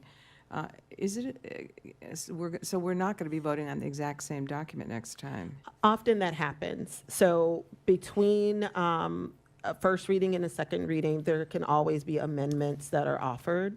And so when you're voting on the second reading, you're voting on the final version that will ultimately be adopted. I'm somewhat uncomfortable voting aye on a document where I'm not really sure whether what I'm going to see is going to address the lack of clarity. So I think I'm inclined to ask you whether one could postpone the first reading vote and just, it'll be a very quick vote potentially, to postpone the first reading vote until we see those clarifications. Perhaps I don't want to disrupt anything too much, but it makes me a bit uncomfortable to support it, not yet knowing that the clarity is there. Thank you for indulging me in that question. I realize things can be amended, obviously, at 'cause- any time, yeah. but it's just a little bit uncomfortable to vote aye when you're not yet sure that you've got the clarification that you need. So anyway, that's my concern. See, the city manager, you have your mic. If it's helpful, perhaps it isn't, but I'll just offer it, that the record will show the mayor's comments, that the city attorney will be consulted for trying to achieve that additional clarification that you're talking about. So I think in that sense, it's understood from the record. The record will reflect permanently that an initial vote was still subject to some potential adjustments for a final vote to come. Okay, and I also just want to remind everyone that we still have this item on the floor. So in terms of the motion and the second for the vote. So there would have to be a vote to table, and that would, to delay the vote, but that would delay, because we still need to have 2 readings. It basically would mean we would discuss this item 2 additional times. We would have to vote on them. So I don't know, Councilmember Landman, if you want to make a motion to delay the vote? I don't see a groundswell of support on this council. I don't really know how other people feel. Maybe Councilmember Gilbert has his light on. Maybe he wants to comment. To move that we table. Okay.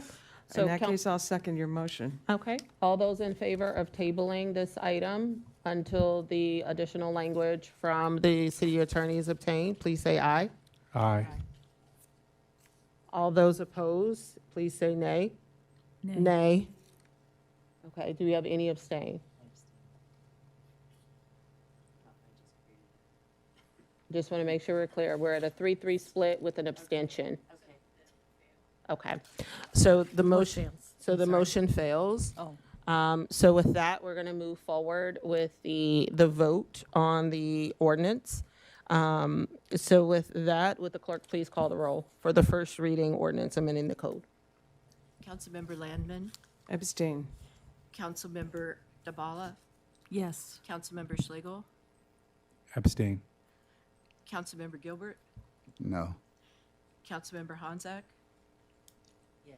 Councilmember Wesselek, Aye. Mayor Searcy. Aye. So just want to make sure we have the votes. 2 abstentions, Councilmember Landman and Schlegel, and Councilmember Gilbert voted no. Okay. So that means we have 1, 2, 3, So it's 4. 4. Yes. In Okay. favor. All right. So this item will come back before the council, and we'll have the adjusted language from the city attorney. And I do want to encourage folks to please take a look and make sure that if there are any other questions or concerns that you have regarding this item, that you work with staff beforehand so that we can make sure that we have a final, as close to final, that addresses your concerns prior to this item coming back as a second reading. And with that, we're going to move to our first work session this evening, authorization to expend grant funds for the Maryland Facade Improvement Program. You thought you was out of here, and no, it's not. It's not happening. Should have just stayed up. Devin McNally with the Housing and Community Development Department. We are very excited over at HCD to say that we were successful this year in securing a state grant of $100,000 to continue our facade improvement program. This is an ordinance authorizing the use of these funds from the state to budget for and then expend them. Our hope is to relaunch the program sometime later this year. We're targeting summer of this year with a focusing on small scale, first time entrepreneur businesses.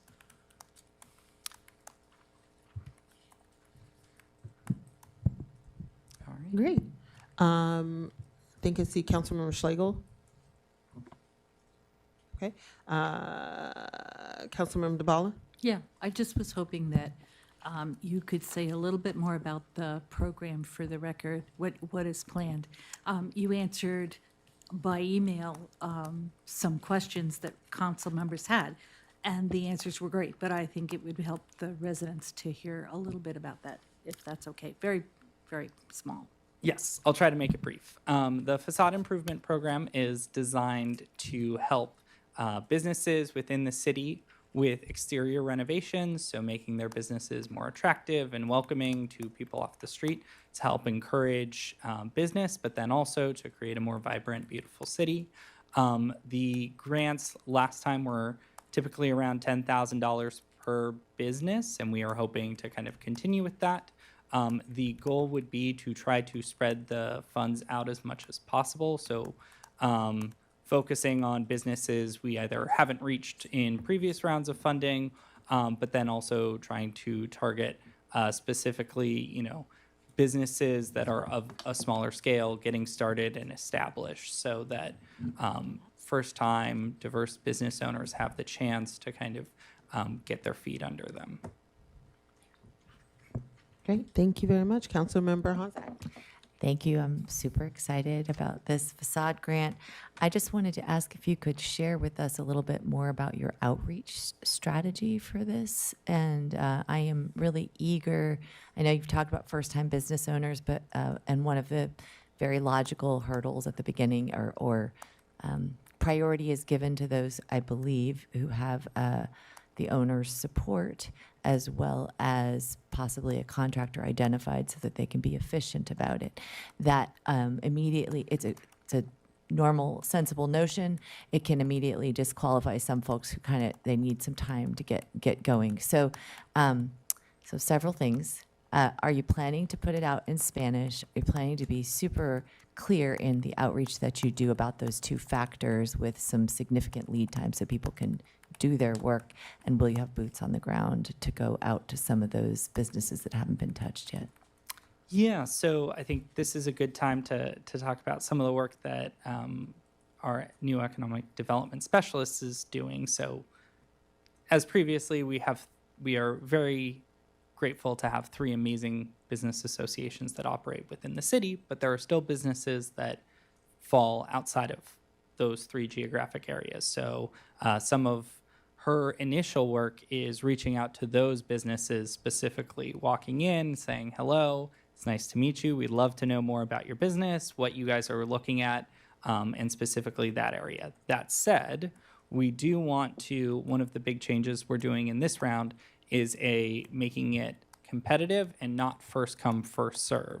One of the reasons for this is precisely that problem of often the first people in the door are the people who have the most resources behind them, who can quickly pull together an application.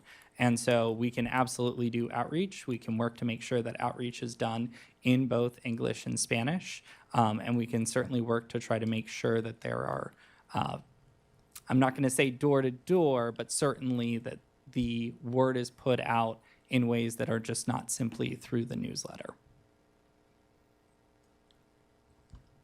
Yeah. If I just quickly follow, I would like to offer myself to go side by side. There are in our business association geographical area, and in particular at the very north end of our city, it is my understanding that some of those businesses are not actually in the business association, although they're in the geographical area. So it is precisely that type of business that I would particularly like to get creative on how we target them as early as needed to get them possibly thinking ahead. Thank you. Thank you very much. And I just want to say thank you again for all of the work that HCD is doing to bring resources into the city. I've seen firsthand how these state facade grants can really change the character and feel. There was some, the bubble mural and the paint job that was done in the Crossroads just really transformed the community, and it was done in large part through some of those state grants that precede you, the state facade grant, but in partnership with the Crossroads Development Association. And so I am excited and looking forward to what you all are able to do in terms of revitalizing and providing support to our small businesses. Great. Awesome. Thank you so much. Okay, and so with that, we're going to move to the discussion of resolution updating the status of recommendations to the council by the Task Force to Reimagine Public Safety. Good evening, everyone. So this item is a continuation of our previous discussion. This item was discussed in January 21st. It was brought to the body. The body provided some directions to staff, including, well, let me go back. The first item covers recommendations number 2, 6, and 17, which are the creation of the Community Assistance Office and Community Safety Team, providing additional staff to Housing and Community Development Department, and exploring the viability of a rental housing subsidy program for officers. With me, I also have Devin McNally, who will be part of the presentation. Also present is Chief Duvall, who will be here to answer any questions that you all may have on the rental subsidies for officers. So again, just as a reminder, on January 21st, staff recommended that items number 2, 6, and 17 be closed without implementation. We talked about 16, which is the next item, and for 16, we recommended that the mayor and council adopt a resolution as recommended by the by the task force. So going back to what you all asked for number 2, the mayor and council asked that we provide additional information related to the process flow on the referral protocol. Mr. McNally reached out to all of you, and you all provided him feedback, and based on your feedback, he designed a flow chart, process flow, to show you all how the referral process currently works. As we had indicated previously, again, the services that were identified in the task force are provided either through the county, the city, or the nonprofit partners. And based on that, you'd all asked for a process flow. So Devin, I'll turn it over to you. Yeah. So I'm going to just walk through a very high-level look at kind of how social services are provided. It is a interconnected web, and there's a lot of different actors.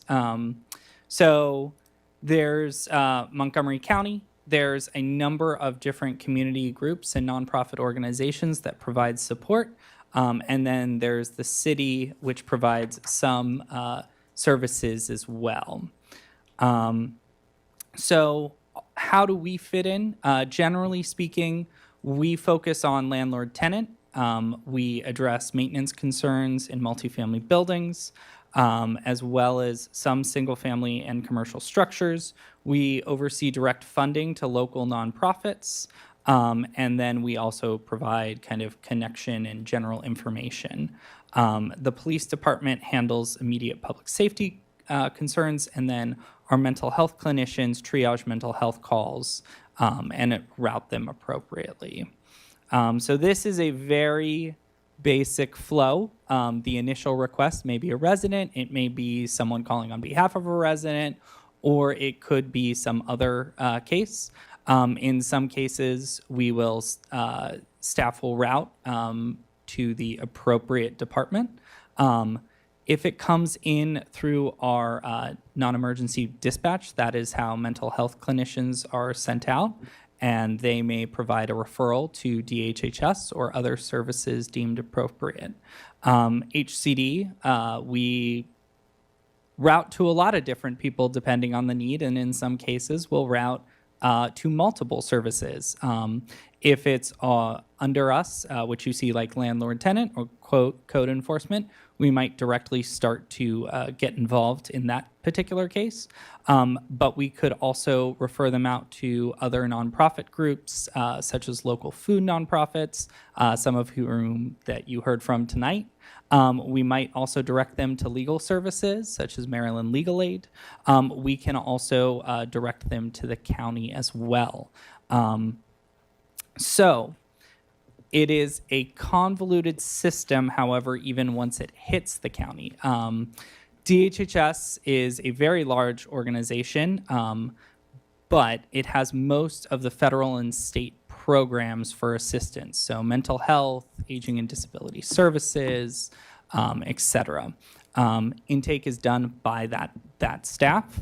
And once they kind of enter DHHS, there isn't really a good way for city staff to follow up on those cases. There are very strict privacy laws in play there.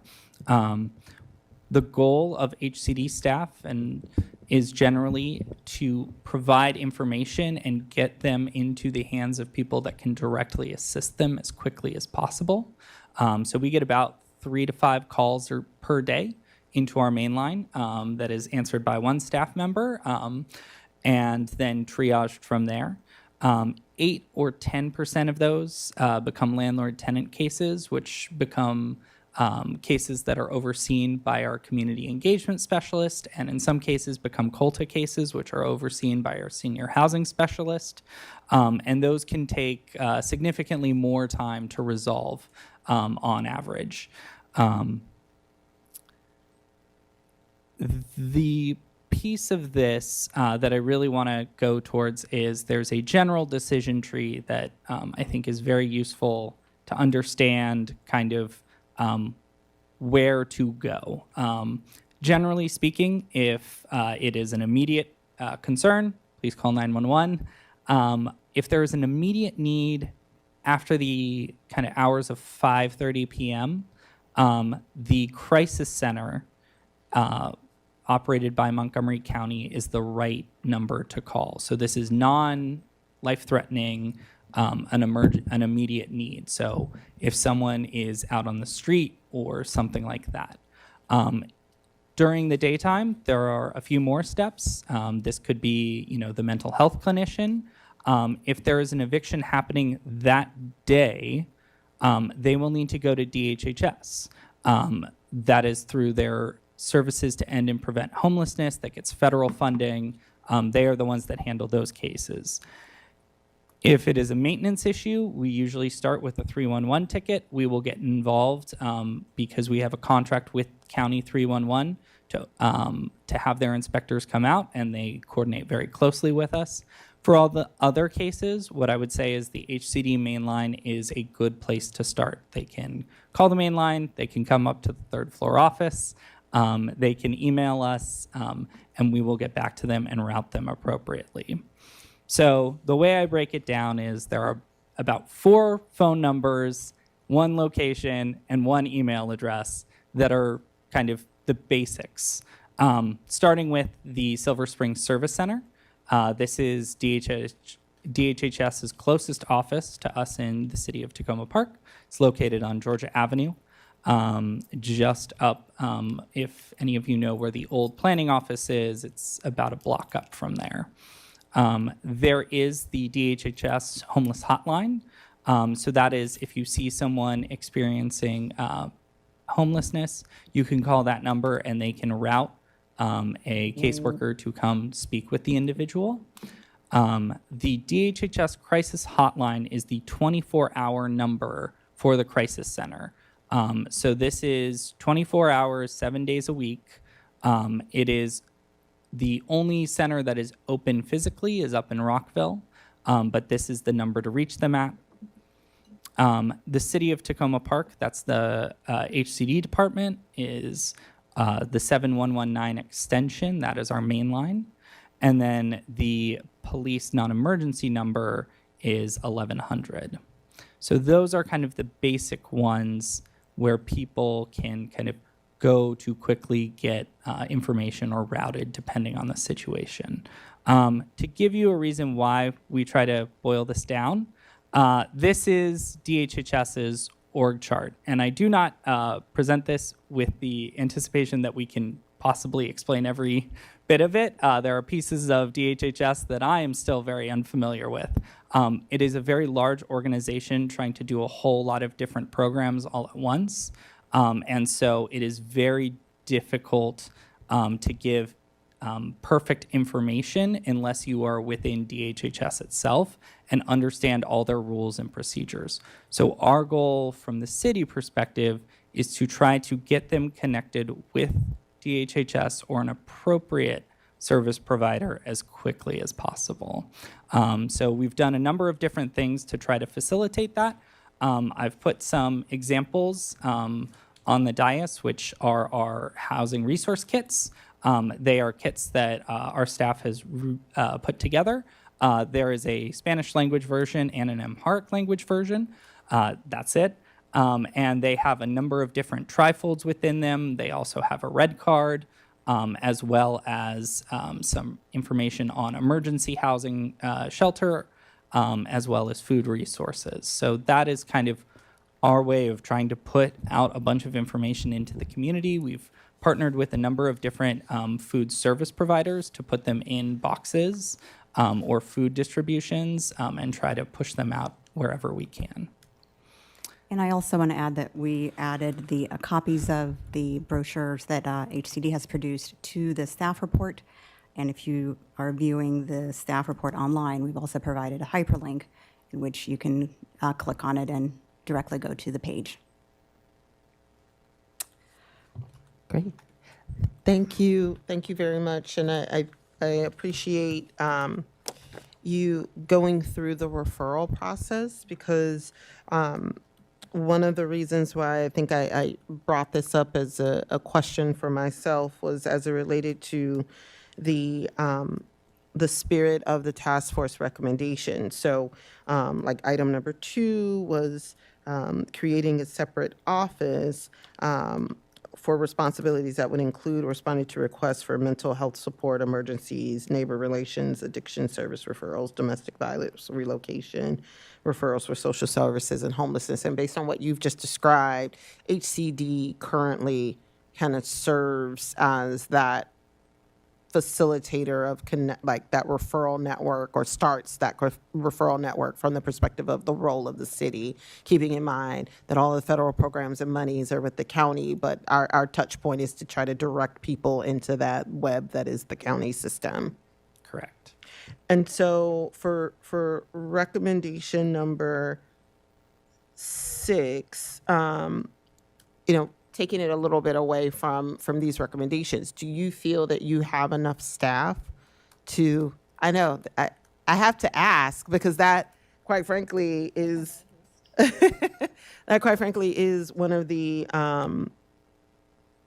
the intent behind item number 6 is to say, hey, you all may need more people. Now they're saying, a social worker, which would imply that there's this provision of direct service and direct service, which we don't necessarily do. It's more indirect and referral based. But how are you all able to manage this network with the current staffing that you have? Yeah, so this is a great time that I get to talk and about the wonderful staff I get to work with every single day. We have an incredible staff on our team, starting with our HCD coordinator, Ramon Sola, through our housing team, who are almost every day calling at least 3 or 4 tenants and talking with them about their, situation. And it doesn't stop at just, oh, what's your housing concern? It's how's everything going, and various pieces with that, with our code enforcement team, who sit down and talk with our residents and really care about helping them, kind of not just address issues, but also get help. And so we're very lucky in that regard. I think in general, we are, we are not a call center. We try to respond as quickly as possible. Our goal is within 48 business hours that we are responding to a call in. So that is partially why we have our flow chart there, which is, you know, if this is an immediate emergency or need, that, you know, we want to get you to the crisis center or into DHHS as quickly as possible. We'd rather you just go there. But like I said, we are available and always there to answer questions. And I know my staff often goes above and beyond in terms of showing up when things happen. Thank you. Okay. Deputy City Manager Hupti, sorry, you're light. Oh, no, I don't have anything else to say Okay. on that. All right. Councilmember Dabala. Yeah, thank you for all of this. This is very helpful. And I had two questions, and one of them is, well, they're both similar. I wasn't going to ask about staff, but I was going to ask if instead of considering a new office, which seems impractical to me as well, whether there was any additional funding for nonprofits that you work with who do some of the referrals would be useful or not, and that might not be the bottleneck, but I just thought I'd ask. And the other question relates to these wonderful resources. What more can you do in terms of distribution of the information that we've got so people know what the system is, the people who need to know what the system is, and what's the implication of that for staff resources and budget? Yeah. So I'm going to say the GRC is when they present next week going to come back with a bigger budget request of you guys in their presentation, saying that, you know, there's so many great nonprofit organizations doing great work within the city. We would love to support more of them. Some of them don't do more specific work. They don't necessarily do referral work, and that's partially because one of the challenges would be that in intake, DHHS has to do the referral. They're the ones that would be matching residents up with very specific programs that have very specific guidelines that are set not by the county, but by the state and the federal government. So sometimes that referral work, yes, they can help kind of say, you might be able to get some help here, but they can't be for sure. It's not 100% certain. In terms of your second question, and I'm trying to track it. Distribution of existing materials? Yeah. So we've been trying to work through our community partners because I have a staff of 13, hopefully 14 soon, that, you know, are doing their other duties on a day-to-day basis. So getting them out, we have been trying to work with those community partners to make sure, but when we go canvas at, you know, events and things like that, we try to bring those with us. I'm sure there are more creative ways that we can always do to get it out there. And certainly, I know that we've been working with NLC about doing more community engagement and how to be kind of really thoughtful and targeted with that. And so certainly looking at different ways that we can do that, including when we go to other events, bringing those along. Thank you, Councilmember Dabala. Councilmember Honzak. Oh, I'm sorry, Councilmember Honzak. Councilmember Landman, your light was first. Thank you. I want to thank you for putting these flow charts together. They were not in the materials in advance, so seeing them here is actually exactly what I was hoping we would see when these were requested. So I would recommend, first of all, we'd love to get to see those, but I would maybe recommend making them available on the city's website too, because I'm sure that people beyond the council members also have questions about these, and maybe with a little color code would also be helpful. But I have two questions.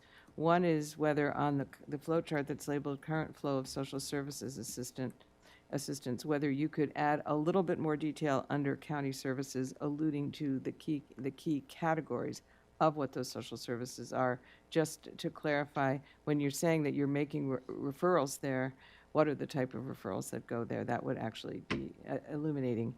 And thank you for also showing us the org chart for DHHS. You know, anyone who's worked in government has seen an org chart before. We ain't afraid, right? But on this, by the same token, you and I had a conversation about the challenge for you and for anyone among us who is looking for a contact, a friendly face, a familiar person that we could develop relationships with inside those components of DHHS where we frequently would like to be able to be in contact with someone. And you mentioned that they are very reluctant to, you know, have somebody that would be like the contact we could call or something like that for privacy reasons, and also, I guess, because they're worried about squeaky wheels getting the grease or something. I don't know, but I think that to the degree you can advise us on how you handle, do you have particular people that you can call upon or that the city can call upon? And if not, is that something that we should work with our county council representatives and the county executive to consider enabling municipalities like us to do, so that we can cut through red tape more quickly, put people in touch with the right people? I feel as though, given all the work that we do in collaboration with the county, we ought to be able to build those kind of relationships. And, you know, if it seemed like you thought there might be a gap there, but I'm really asking you, is there a gap? And if so, do you think we should address it through our county executive's office or through the county council members? Yeah, I think the nature of kind of DHHS's work does not necessarily lend itself to, it lends itself to a certain type of collaboration. And where we can collaborate, we tend to collaborate very well. And I think about our emergency assistance program. We will often tell the county, hey, we're about to assist this resident.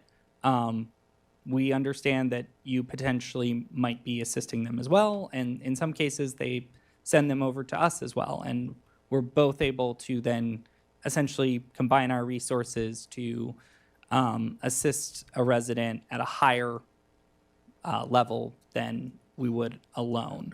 Could you, on that point, clarify what you mean by you tell the county? Is there a person, or is there just you call the same 800 number we do? Because that's what I'm really trying to understand, whether having a municipal government interlocutor helps us, or could we, enhance it?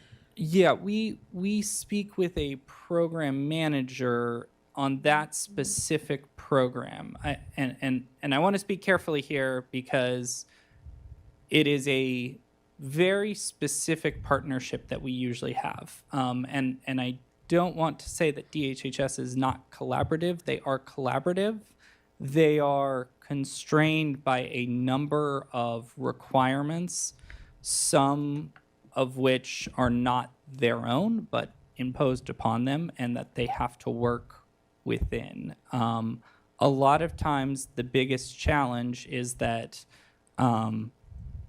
they have specific requirements. Those requirements sometimes shift very suddenly, and so they have created systems within their agency to address those and overcome that, but that does not necessarily mean it gets communicated out.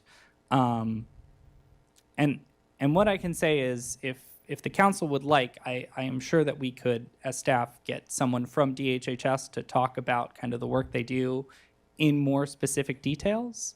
But once a client enters DHHS, there is essentially similar to walking into a hospital, there are very strict requirements about their personal information and how their privacy needs to be protected. Oftentimes, with our referrals, it is more for specific programs like emergency assistance, like SNAP, like some of these other programs. But there are other places within DHHS that, for very valid reasons, privacy is paramount. And so if one of my staff were to follow up with DHHS, there could be very good reasons why the DHHS worker will only speak to us about one very small sliver that the city has its piece in. And I just wanted to add on in that, you know, the role for us as council in many cases, it is working through our staff who have these relationships. Sometimes there's collaboration and partnership as it relates to council member Kate Stewart's office and their ability to kind of find out some things. But again, that privacy concern is huge. But really, I've experienced our role being one of understanding the network and kind of advocating for additional services within the county that we need, right? And so we're providing feedback. So for example, as it relates to mental health, there was a big push to have more counselors within schools. We use MML to have the DHS staff that are managing the mental health support to come to talk to us about what are some of the things that they're experiencing, what are some of the things we need to do to try to make sure those resources are increased. I've had the ability to speak before different groups within the Department of Aging because they are trying to get a better handle of what are some of the services that municipalities are providing and where are some of the gaps that maybe they could provide additional services to support.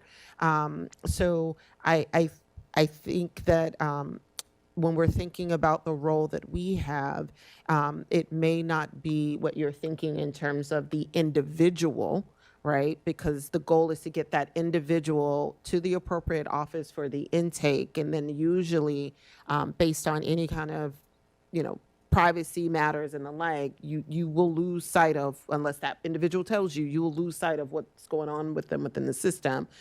For us, it's a little bit of a higher level in terms of being mindful of trends that we're seeing in the city in terms of the services that people need and can't have access to, and advocating for those resources to be made available and sharing some of the good news that we're doing within the city about these different programs, such that it might result in partnerships for resources from the county or perhaps additional funds from elsewhere. So I just want to kind of add that because it's our role is typically like a little bit of a higher level, even though we often are faced with individual residents that are in need and we're trying to get them into the system. Most of our collaboration typically will happen through things like MML or higher level in terms of support. The council. Understood. My question was not about how do I get that phone number. My question was more about having recently experienced a specific case with the assistance of Mr. McNally, that trying to understand what kind of hotlines our staff has, so to speak, to reach the people who provide the services within the county, and understand that better, because that does also seem like an important element for us to understand. Yeah, it's important for us to understand, but I would just caution everyone in terms of the role that we play as it pertains to getting people in, right? Because what you will hear soon enough when you try to push someone through, they're like, okay, they still have to do the same things in terms of intake as everyone else. And so while it's important for us to understand how the process works and who the numbers are, what the numbers are, I think it's important for us to recognize that that's why we have HCD. They have the relationships and can also help to facilitate that on our behalf, so we're not stuck having to try to figure it out on our own, and hitting those walls that are there for very specific reasons, and not feel as if we're being ignored by county staff. And this is a time for me to say one of the pieces that I think could be a good advocacy from council would be DHHS always needs more caseworkers. Just from the perspective of they have an enormous workload, they are always trying to chase cases down, and because of their workload, it is very easy for them to, through no fault of any caseworkers, miss a call, or, a case who hasn't been reaching out to them goes, kind of falls through the cracks. And they really try hard to make sure that they're following up. But when you're managing, multiple files, and usually the workload of probably 2 caseworkers, things get missed. Councilmember Honzak.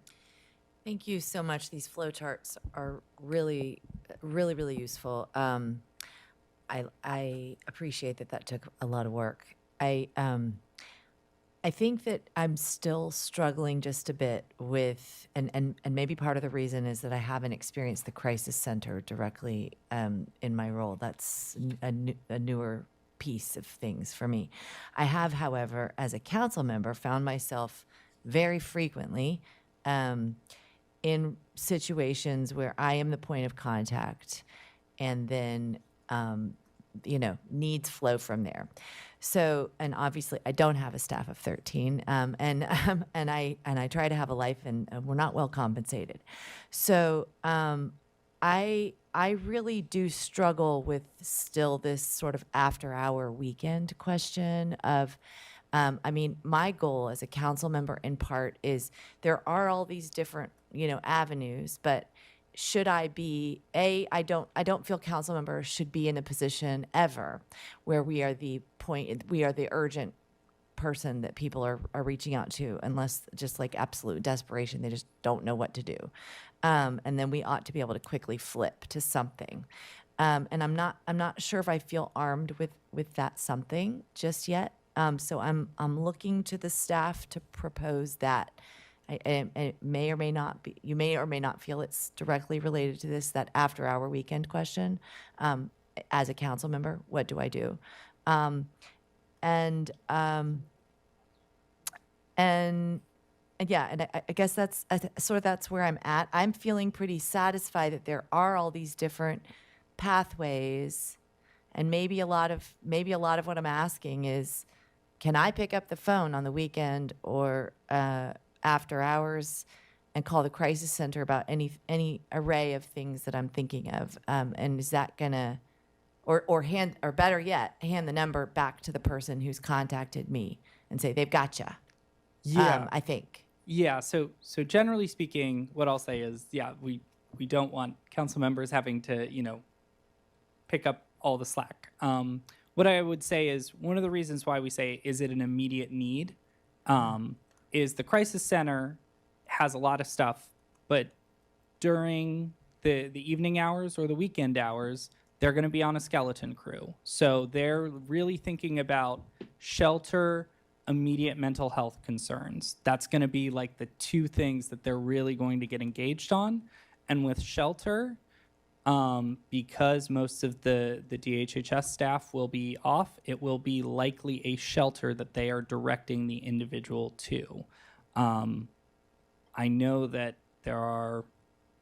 shelters are a very, I'll just say it, they are not a great place. They are a bed. That's basically what they function as. And I know that is, having had those tough conversations with residents where that is the only option on the table, I completely understand. But that is generally for off hours, weekend stuff.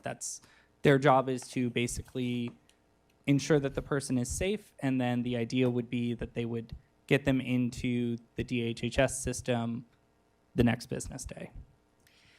Okay, that's sorry, that was what I was afraid of. So I'm sorry to just throw this curveball here now, and someone's going to have to advise me what's the best way to deal with this. But this is an ongoing sort of frustration of mine, and I don't know what the best direction of travel is.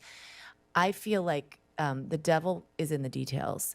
I could probably list out 10 examples of where I've found myself as a council member and then maybe a couple of just, I imagine this will happen within the next year kind of thing.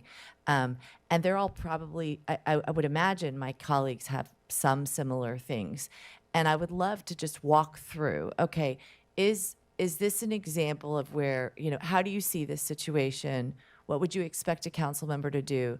And then is there any work that this council needs to do to sort of better solve for some of these kinds of very pragmatic situations? We're not a huge city. I think your general rubric is great. I think it's the details that are tricky.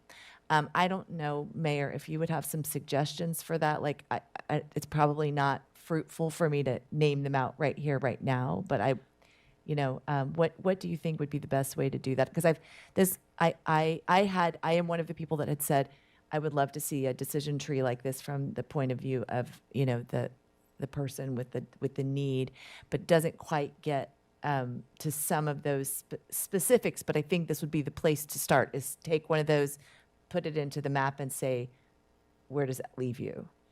I think that if the goal is to ultimately provide, I will just say the trick with decision trees is don't make them so webby. Yeah, you don't want to that make people no. can't That's use why them. you use them as a model.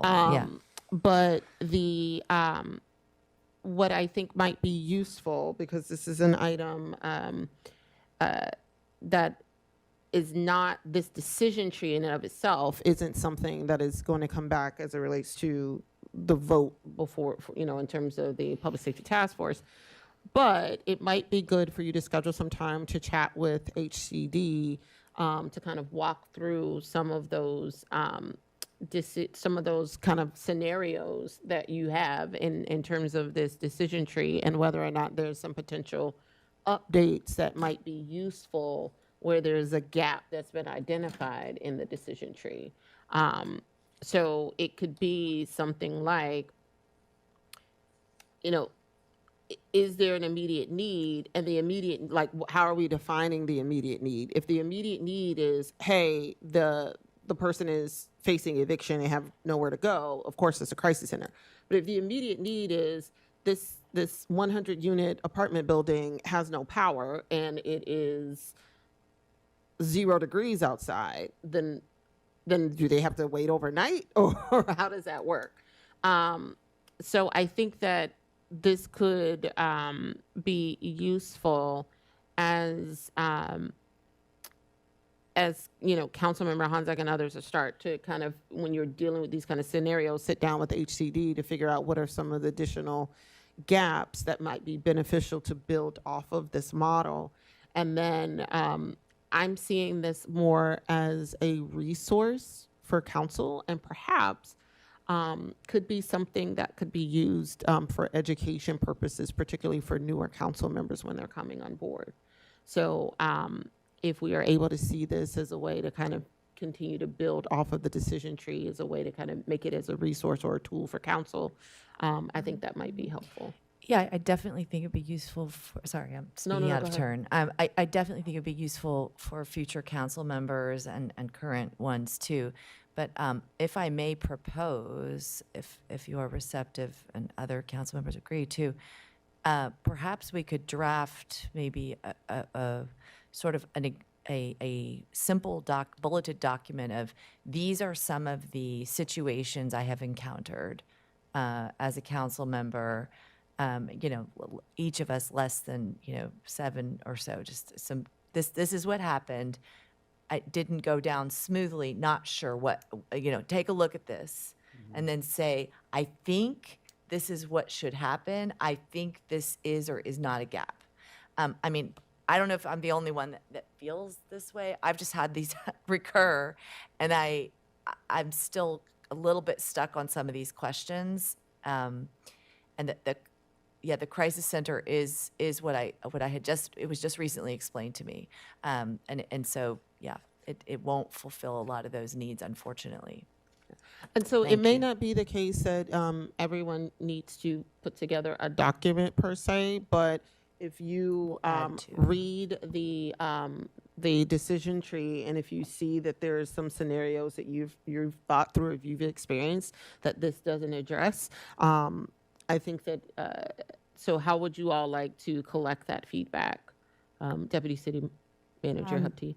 Sure. So I'm serving as the contact person on this item, so feel free to send them to me.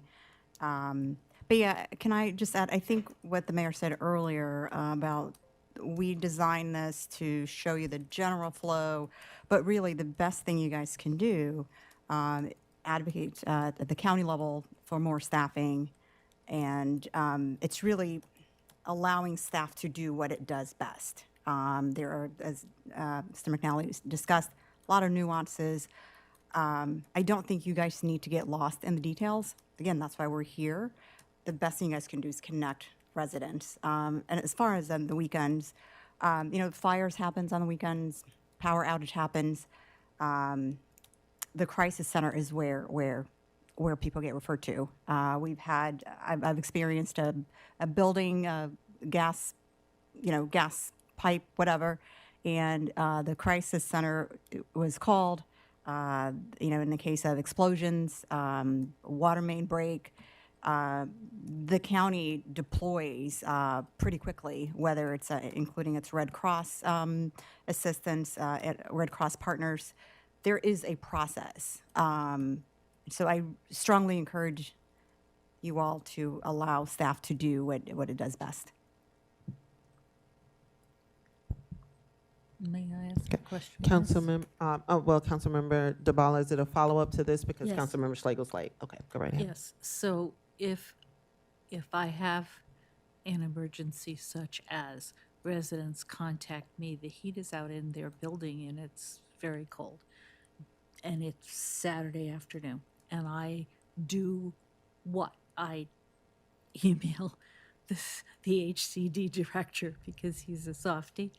I call the crisis center, I get them to cross. I think that's the question that I'd like to get the answer to, and not tonight, but that's the thing that from this decision tree that I could use a little more guidance on.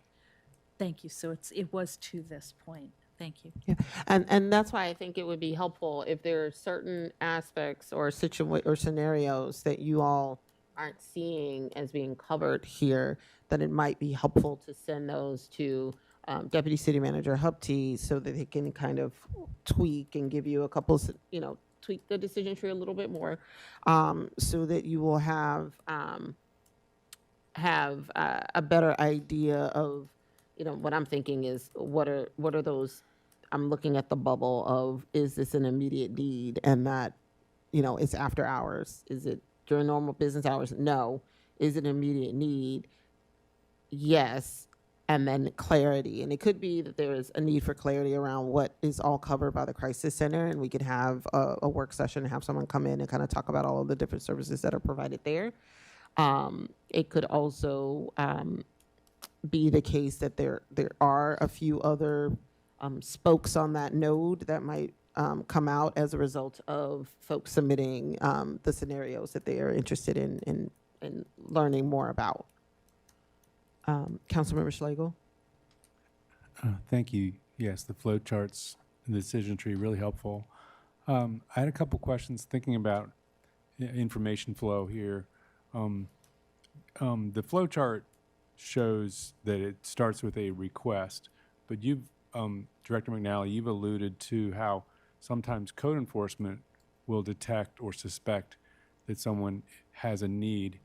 When I worked in Durham, sanitation workers sometimes notice something, or maybe if a car hasn't been moved for many days, there could be all sorts of things. And I just wondered, you don't need to adjust the flow chart, but if you could speak to that. And then my second question was just whether, does the county ever bring information to the city?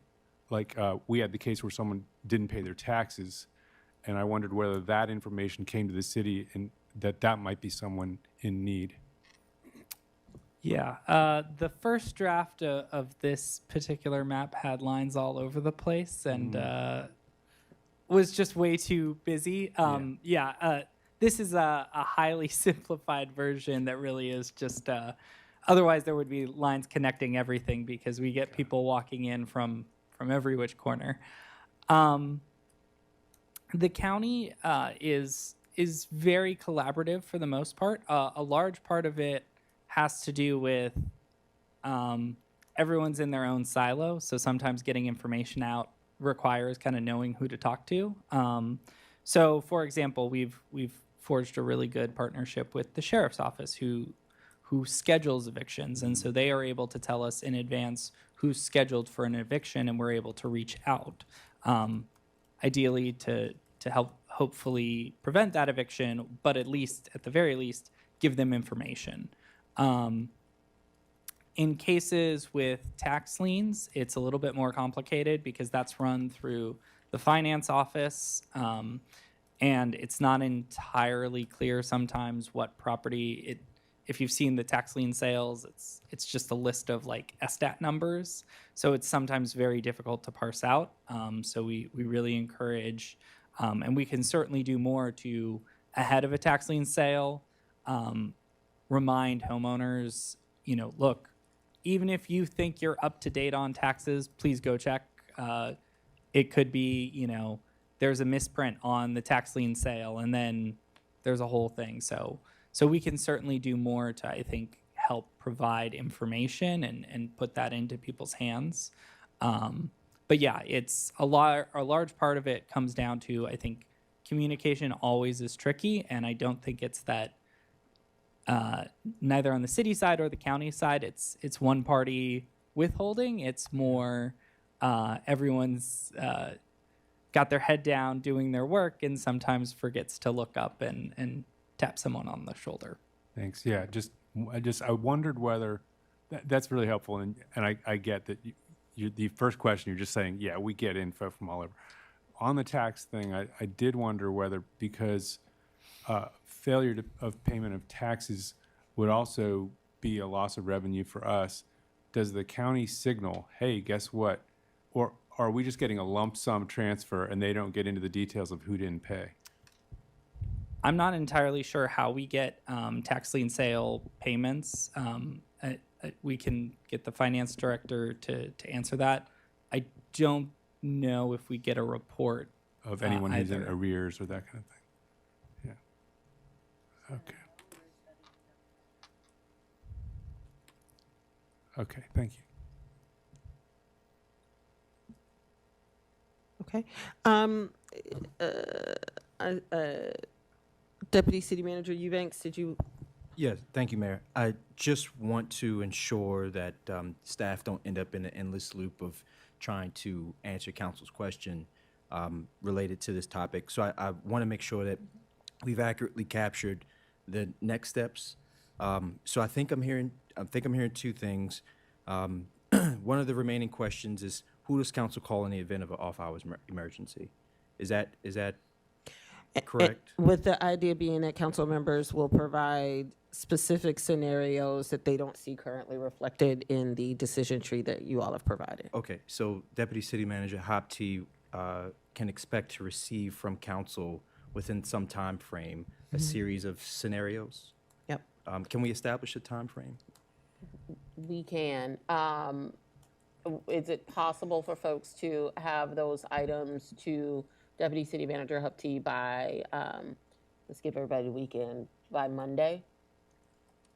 And I say that because we are getting ready, we're gonna vote on this, because I want to keep us on point in terms of what this work session is about, and it's about whether or not we want to close out these recommendations.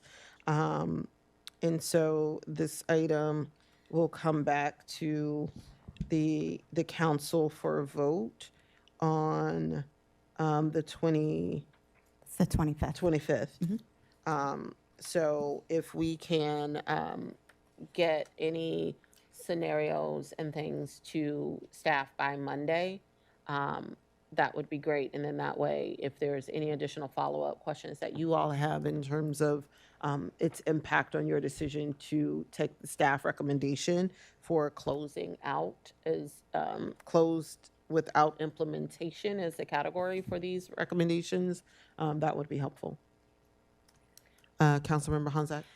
I think I appreciate that. I think that's really helpful. Next step to be very clear on what we're doing next. It is important to me that whatever examples we might give to you in writing are at least discussed briefly in the public domain, because to me, these issues are not fully resolved and I'm not sure if we're there yet. So I I mean, at least I'd like to have clarity on that in the public domain. So I'm not asking for a lengthy discussion, but if we give a list to you, I would like it to either be read out or something. And I just want to make sure I'm not asking for something unrealistic when I ask for that. So, Councilmember Honzak, is this something that you think is necessary for deliberation on the question at hand, which is the current Public Safety Task Force recommendations?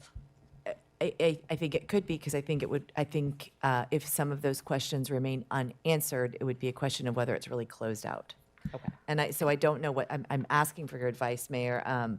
This in particular, this weekend and after hours issue remains an outstanding one. It may or may not be resolved through this public safety resolution, but it is the opportunity to directly discuss the issue. So I guess I'm just asking that if we send you those, I would like it to be read out at least. And if there's any response needed, I don't want to put the staff in a situation of having to very quickly respond to that kind of thing. And none of it is a surprise. I mean, none of it is stuff you haven't heard before.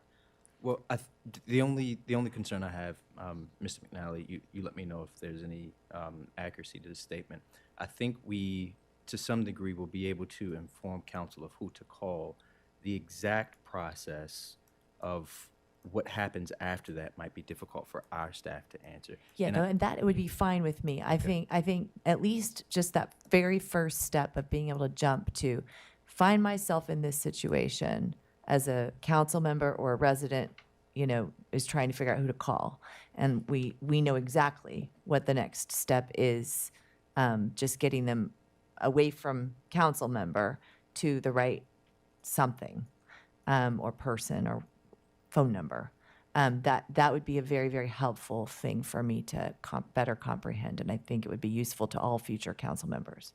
I've raised And that current. as a point of interest only because there seems to also be, and I don't know if this is related to this conversation or it's a suggestion that it's another conversation, but there seems to be some interest in talking to DHHS and understanding what their process is, and I don't know to what degree that needs to inform your decision making. Part of me thinks, and Councilmember Honzak, definitely correct me if I'm wrong, I'm walking away from this conversation feeling like we need to work on getting a work session together with DHHS, particularly as it relates to the crisis center, so that we can get a better understanding of kind of how they work and what those resources are, and that it may also result in an additional work session devoted specifically to additional handoffs as it relates to just really fleshing out the referral system a little bit more with the scenarios that we have.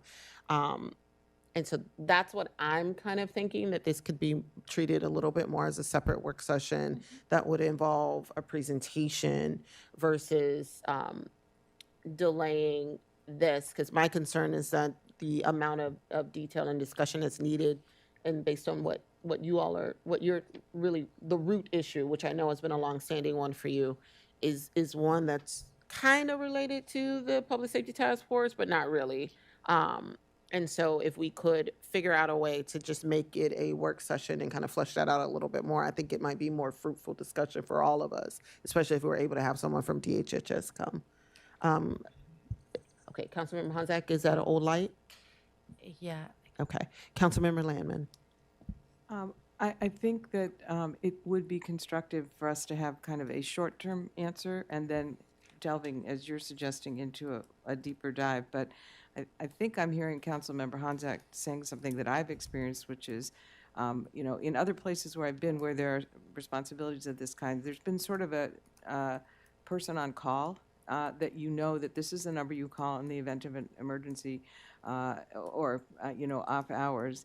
And I'm not really sure, other than the city manager telling us, call me anytime 24/7. That's really, maybe that's our system, but maybe what we are really saying is that we need a sort of officer on duty kind of a game plan so that we know that there's one, maybe somebody carries the hotline phone with them when they're on duty, but then that could be a mechanism which doesn't answer those longer term questions, but maybe that is what this is alluding to, is that none of us feel 100% clarity as to what we're supposed to do in the event of emergencies outside of regular hours, other than, you know, always texting the city manager no matter where he might be.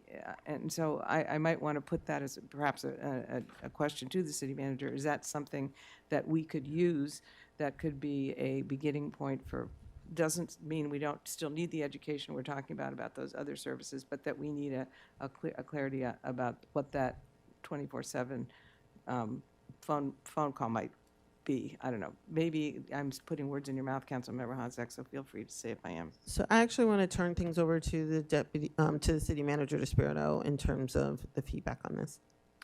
Yeah, thank you. Yeah, what that looks like really is additional staff. This is not just assignments to existing staff to have this on call. We're smaller. I imagine the example you're thinking of is a larger organization. We don't, for employees, a lot of whom are in the union, we also have to, you know, there'd be on-call pay and it'd be negotiated, and there would be additional costs, if not additional positions, to do that level, because it wouldn't just be one person. You know, people get sick, people go on vacations, you'd have to have others. So it would be a whole structure. I respect the idea.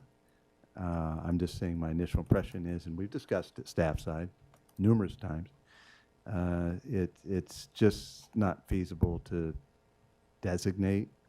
I mean, I can, as was mentioned, I can always be called, but you know, it's not just really feasible to say, okay, we're passing the phone this weekend to you, and the next weekend it's to someone else. And it's, you know, we don't have the staff capacity, and people are in very different jobs. So not everybody would be in say HCD would be in a position to, you know, to be the one. Might I add, City Manager, that we don't have the means to address whatever the need is. So not only do we not have the staff resource, but we don't have the resolution. Our resolution is a referral. Right. And so I think to answer the question about who is the emergency contact, give us a moment to circle back and figure that out. It'd be great to receive your scenarios. And I think we can provide you, Ms. Hapty and Mr. McNally, correct me if I'm wrong, but I think we'd be happy to at least give you that first rendition. And if that's not satisfactory, then we could maybe have another conversation about it. And so it sounds like it sounds like this item, it's not going to necessarily be ready for a vote next week. I just want to, based on the discussion that I'm hearing, so I think what we may need to do for this item, Deputy City Manager Upti, is to talk through what we've talked about tonight, and the possibility of giving ourselves a bye week on this one, so we're not bringing it right back next week, which could be a bit of a time crunch for staff, given the other items that are on the agenda. Yeah, so we'll do that. So can I just ask for clarity? So you guys are going to send me scenarios. So for example, you know, power outage at an apartment building, what's the response to that? And depending on the scenarios that we receive, again, if it's after hours, and as Mr. Despirito just said, the process of getting an FTE to be available 24 hours, that's not really feasible. I'm trying to figure out how do you guys, we need to get to a closure at some point on this, and I'm not sure that getting the answers to the scenarios that you will provide is going to get us to there. The decisions are basically, does the council wish to add staff? Does the council wish to add staff to create these offices or to provide additional services? Again, we have a process, and we'll answer your other questions, your other scenarios. But at the end of the day, the decision really is boiled down to, is there an interest in creating this community assistance office? If so, there are costs. And are you willing to then move forward with the cost? And we talked about the cost in the January 21st report. We talked about what it would entail, potentially a minimum of 3. Then we also talked about office space. But again, even if we did that, I think having a 24-hour service is really not feasible. So no, I think so. There's a couple things because the recommendations that are outstanding right now are showing closed without implementation. Based on some of the conversation that we're having tonight, item number 2, we may want to reconsider to be closed, addressed by external entities because of some of the referral aspects that have been discussed tonight. And perhaps when we are able to get those scenarios, it'll be even more prevalent to folks that as we're bringing these kinds of issues forward, we're using this network that's on the screen to address, so we don't need to create our own office because we're using the external partners to address those challenges. And then in terms of item number 6, for the additional staff to HCD, the other question that is before the council is whether or not we want to close this item or whether or not there is a need to think through. I think there was a couple points that were brought up in terms of resources to some of our partners through grants. Again, conversations around HCD staffing levels and whether or not we're okay with where they are currently. And so we may choose to decide to keep that one open a little while longer till we see how the kind of grants situation works out, because they do provide some support for some of our residents that are non-police intervention. And then the item number, I believe, 16, about the resolution of supporting employees, that is something that is on our list. And then the rental housing subsidies, which is the other recommendation that is before us. I want to make sure that we have a chance to discuss that a little bit, just so that we're all on the same page of the multi-pronged issue that we have, which is making a decision in terms of where we are considering the current recommendations that are before us, and then identifying what the next steps are for us as a council in terms of additional information and presentations and resources that we would like to have staff develop.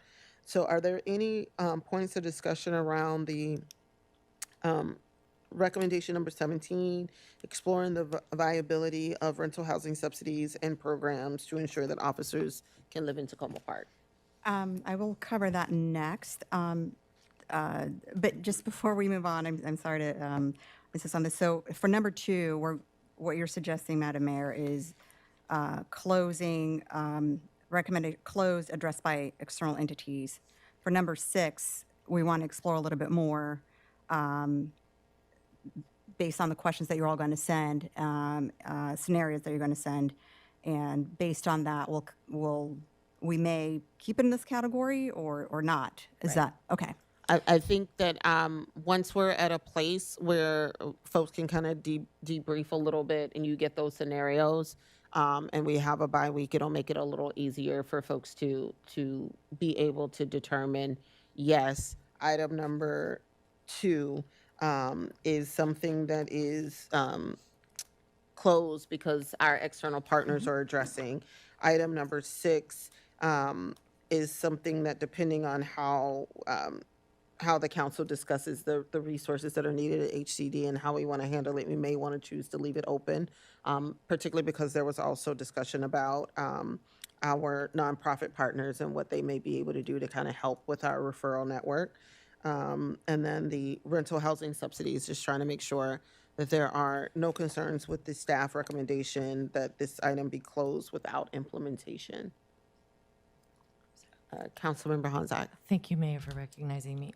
I know we're going to move on, and I support that. I just want to say for the record, and I say this with all due respect to all of you, I really do, I respectfully disagree that you do not have the capacity as a staff to manage the flow. And I understand that you have the right to speak to me and set me straight. But in the sense that what I hope you would agree with is that council members, to me, should never be our first line emergency people that are getting called. We are compensated $25,000. I do take vacations, and I ought to have another job to survive. And if I could finish, and that is the current setup, the way this city has been set up. Okay, and maybe it's on us to change council compensation, but I don't think we need an entire office to deal with I think it might just be a question of the flow of calls and the flow of information. As you said, Deputy City Manager Eubanks, I think that what I'm looking for here is, where do we council members go in a single step when we do get a call emergency on a weekend without having to follow up? Because to me, that is what we pay staff for. If there is an emergency, and that could just be that we call the city manager, but that would be unsustainable for a single person to absorb 24/7. So I'm just looking for something a little bit more sensible, a flow that makes sense when we get these things, so that we can immediately offload them to the right place. Not that we would be able to track them, Deputy City Manager Eubanks, to their very conclusion, but that at least we've put them in touch with the right entity and as quickly and as efficiently for us as possible, because that does make sense to me. And then we could discuss this further after the examples are sent. Thank you, Thank you. Councilmember Honzak. City Manager DeSpirito, did you have a follow-up? Yes, and I respect what you've said. I think despite what council's compensation is, staff would never want you to be the primary point of contact, even if you're paid 10 times what you are right now. That's not what, that design-wise and process-wise, that's not what we would want. What the issue is true on call, evenings, weekends, holidays, all that sort of thing, that isn't just a process thing. That's also a capacity issue. And normally folks are compensated for being on call for all those hours that they are on call. With the exception of, again, that's what I'm saying. You call the city manager or the deputies, okay, if there's a true emergency. Again, power's out. There's another pressing life or death concern. Absolutely call us, okay, and we'll chase it down, and that's what we're here for, and we would be the ones that, we wouldn't be paid a penny more for that. If we're talking about lower level staff and saying, hey, you've got to keep that phone with you and you've got to respond, be able and ready to respond, even if it's 3 o'clock in the morning on a Saturday, that's where you start, and they're in the union, you start to get into, it starts to get a lot more complicated. So that's kind of what we're referring to.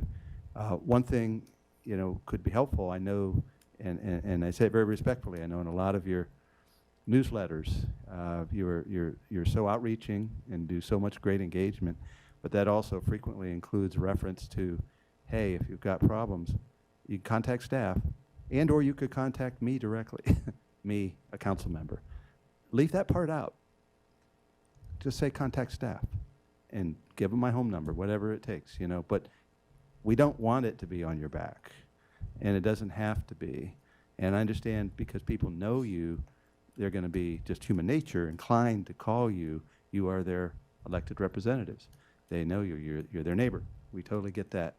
However, in terms of instructing and advising and educating your constituents, please, I would emphasize, direct them to staff, and we'll give you the names and the numbers, and use it freely. so that it is not coming to you as first line of defense. So I do just want to, while I appreciate that, I know that Director McNallen was standing in the building with me for hours. So, so I was not alone. Staff was by my side.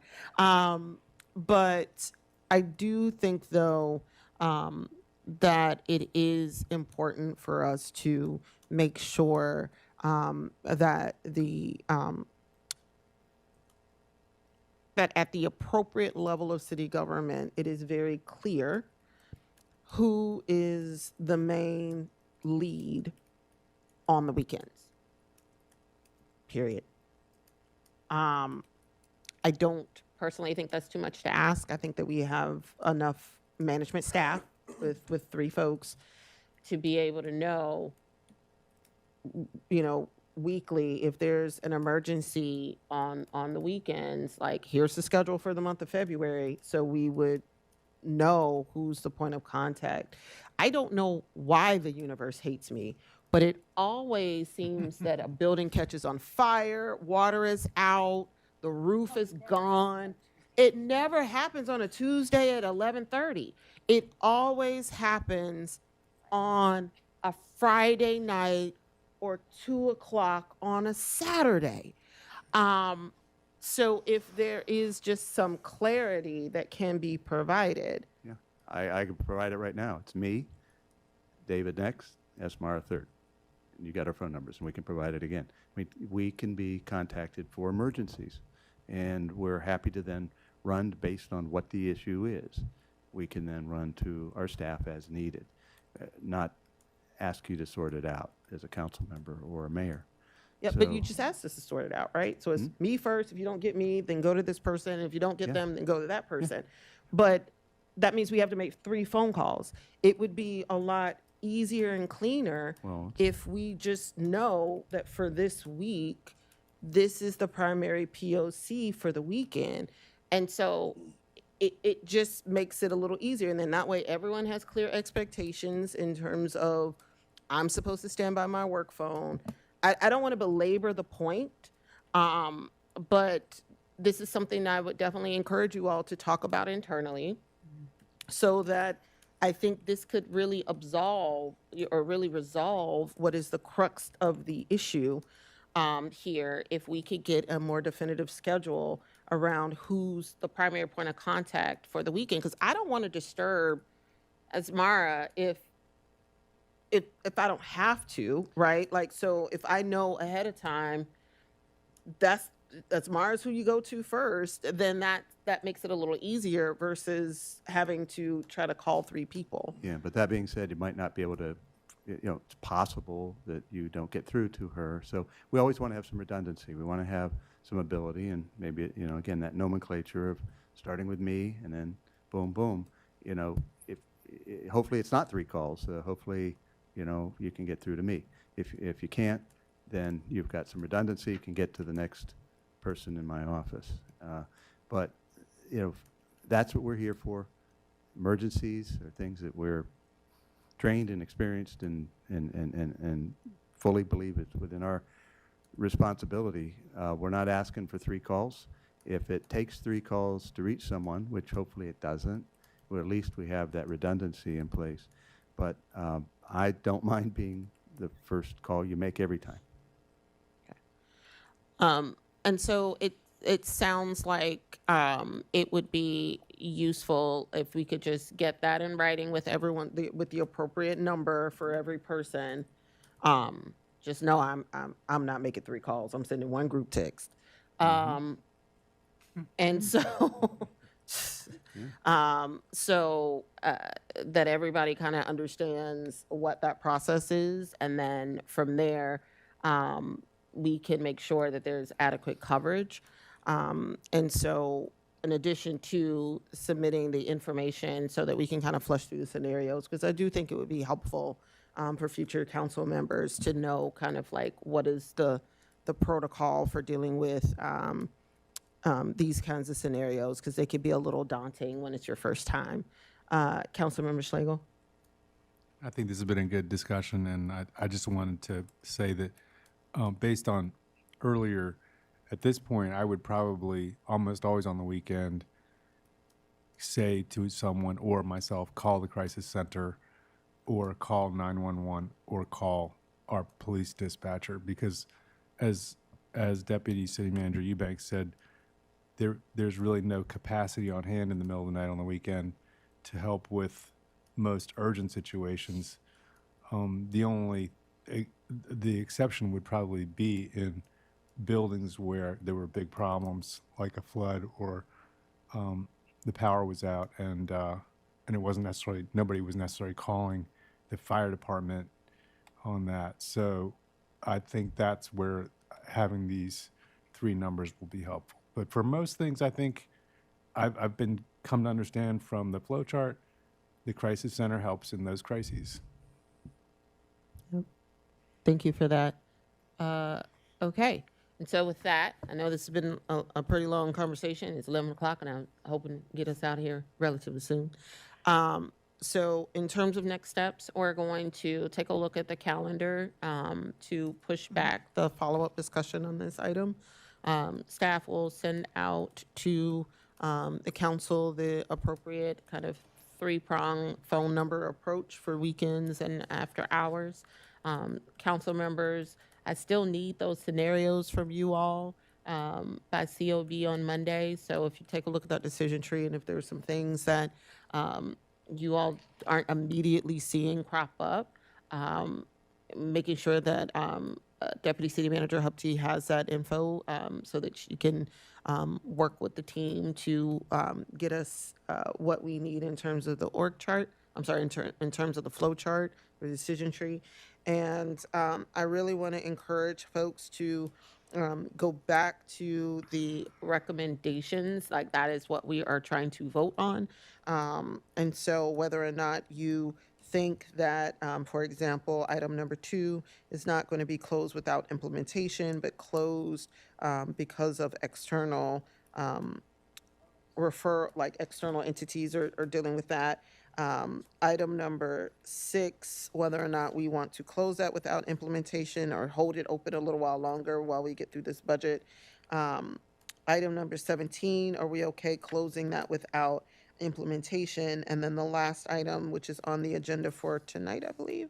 Yes, that one is really simple. I think yeah. I've gotten the comments from you also. We should be able to breeze through that one. Yeah. Yep, item number 17, which is the resolution.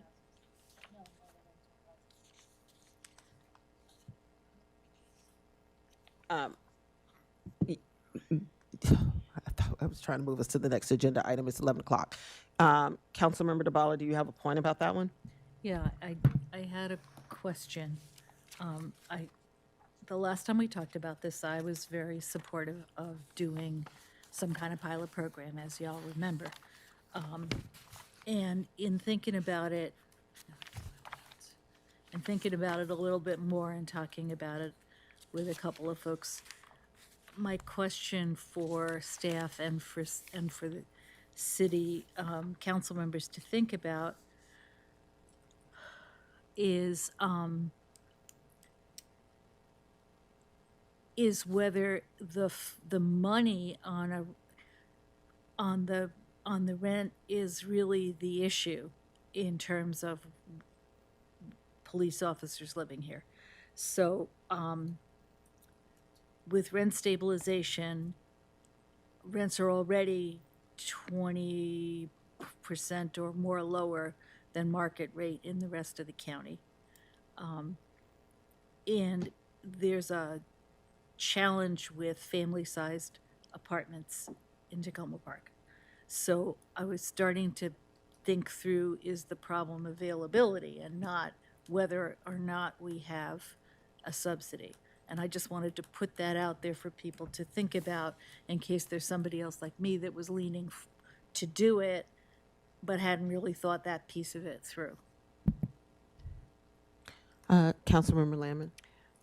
I had some conversations. Coffee with a Cop was a very handy way to have some conversations with some of the officers who responded to the to the survey. Excellent. And the feedback that I got was perhaps not surprising to the police officers who were listening or to the staff, but was that they are not eager to live in the city where they work.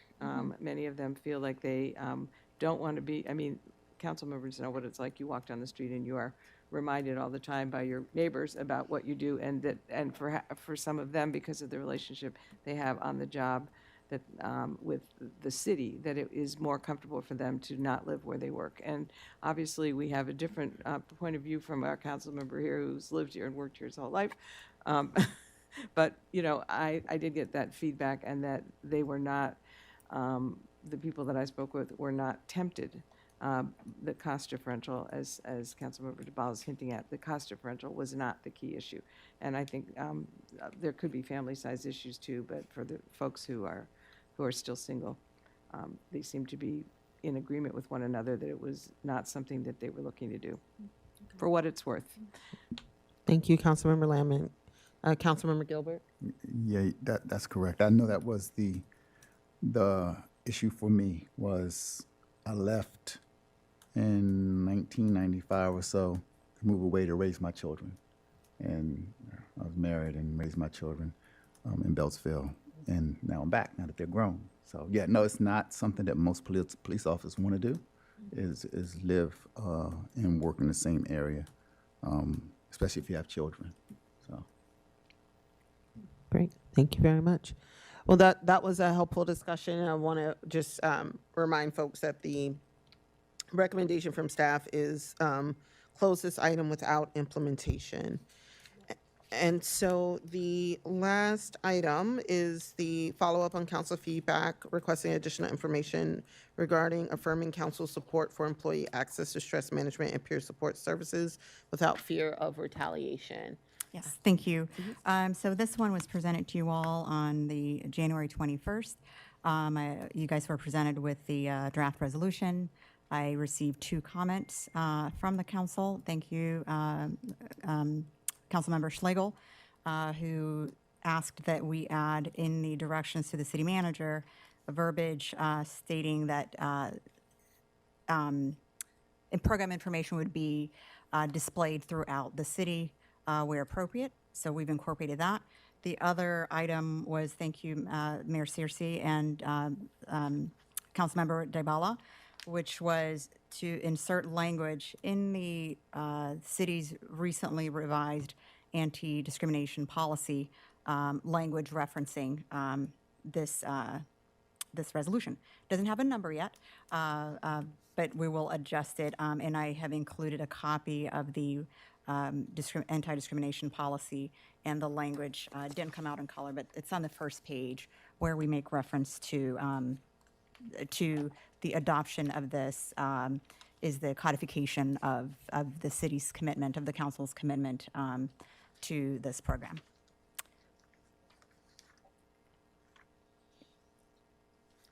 Thank you. One question, because I did have 2 small edits. It's in a Word document. Okay. I don't think I sent it to you. I thought in my brain I sent it to you, but then I looked and I'm like, I don't see it in my outbox. It's about training. So the item number 4, in the 1, 2, 3, 4th bullet, encouraging ongoing education and leadership practices that reduce stigma. One of the questions I had was, are we planning to have a mandatory training, like a mandatory annual training, reminding folks of the anti-discrimination policy, making sure that there's no retaliation? I hate to keep bringing it up as a Fed worker. We have to deal with that training every year. So it is an annual thing. It is a computer thing. You sit there, you watch videos of people telling you how to not harass other people. So is that something that we're planning to do in terms of making sure that folks are aware and it's a regular cadence of our education? I wasn't sure if that's what we meant by ongoing education, and whether or not we want to explicitly state whether or not it's a mandatory training. Go ahead. Yes, I can answer that. We already do that. That's our annual mandatory in-person anti-discrimination, anti-harassment training we do for all city employees. And we cover all the things that you just mentioned. Okay, so it might be helpful to explicitly state that there's a mandatory training. Okay. If I could just ask add one more, and this was again, Councilmember DeBella had asked for program information on the EAP. So we've also attached that to the staff report. It gives you how to access it and what the program provides. So we'll include that language, explicitly reference that this is mandatory training. This is part of the mandatory training. Any other changes before we bring it final on the 25th? Councilmember Lamon? Yeah, Madam Mayor, I'm sorry I didn't bring this up sooner, but I feel as though the word retaliation is not an accurate description of what it is that we are trying to say that will not flow from making use of mental health services of any kind, because there are lots of negative repercussions that have nothing to do with retaliation. They could be, you could be, taken off the list for promotion or things like that. I think we need a term that's more inclusive and is not limited to sort of, punishment, if you were, which the word retaliation suggests. And so I was going to suggest that even though that was the word that was used in the recommendations, I recognize that, but I think negative repercussions or some other terminology that is more inclusive than only retaliation. Retaliation is a very specific kind of a thing where you are sort of punished by your peers, and I don't really think that is entirely It doesn't have to, description. retaliation isn't limited to your peers. It can also be supervisory. So True, but I think, that's Yeah. true. I don't mean to suggest it's only your peers, but I don't feel as though retaliation it captures all the different kinds of things that could happen to you, because retaliation suggests it's like a negative, a punishment, if you will, or a personally negative. I don't know. I think simply being discriminated against because somebody has decided that a person who had a mental health problem may not be a form of retaliation, but it is definitely something we would want to, speak out against. And so I would rather that we find a term that isn't limited to I think the term needs to or be negative repercussions, or adding a phrase. Yeah, would the work term too. needs to be rooted in HR policy. So discrimination, retaliation have very specific meanings in the HR space. So we would need to just follow up with our labor attorney to just make sure that we're using the terminology that is appropriate, because retaliation in the HR world specifically means I go to my boss and I let them know that I suffer from bipolar disorder, and then all of a sudden I now am no longer on high profile, what could be viewed as high stress types of projects. That could be viewed as a retaliatory action against me based on my illness. And sometimes discrimination could be viewed more based on physical attributes, age, sex, gender, the like. So it could be, let's let Garrett Yeah. figure that piece out. I think it may be that there needs to be more than one word if we're trying to capture all of the different ways in which we are trying to prevent negative consequences from availing oneself of mental health resources. And I hear your description that you're right, there are terms of art. So let's just make sure that we are fully covering the waterfront of what we mean to cover. Yeah, so if we could just follow up with Garrett about that. Okay, so I'm going to bring this back next, on the 25th, with those questions answered and the comments incorporated on that. So then, assuming that all those questions, well, not assuming it's going to happen, if we're going to answer those and bring a final version on the 25th, are you all then, what's your decision on adoption of, with regards to closing this out? Do we, I guess, vote next week? What So, do you guys so this item is already on the agenda, the Mhm. rolling agenda that was read out. Let me go check.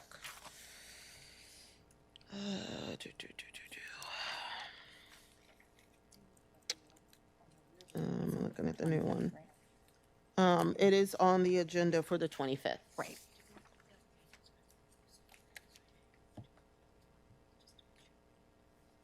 Yeah.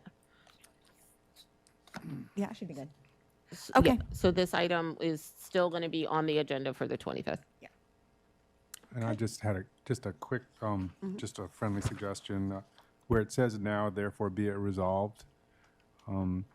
After the word that, the rest of that could be cut because it's a STEM starter for, at that point, it becomes a STEM starter for number 1 and 2 and 3 and 4. I'm sorry, repeat that again. So after all the whereases, it says, now therefore be it resolved that, and it could stop right there. And then number 1, the council hereby affirms. Number see, 2, the okay. city shall tell it. Okay, thank you. Thank you. All right.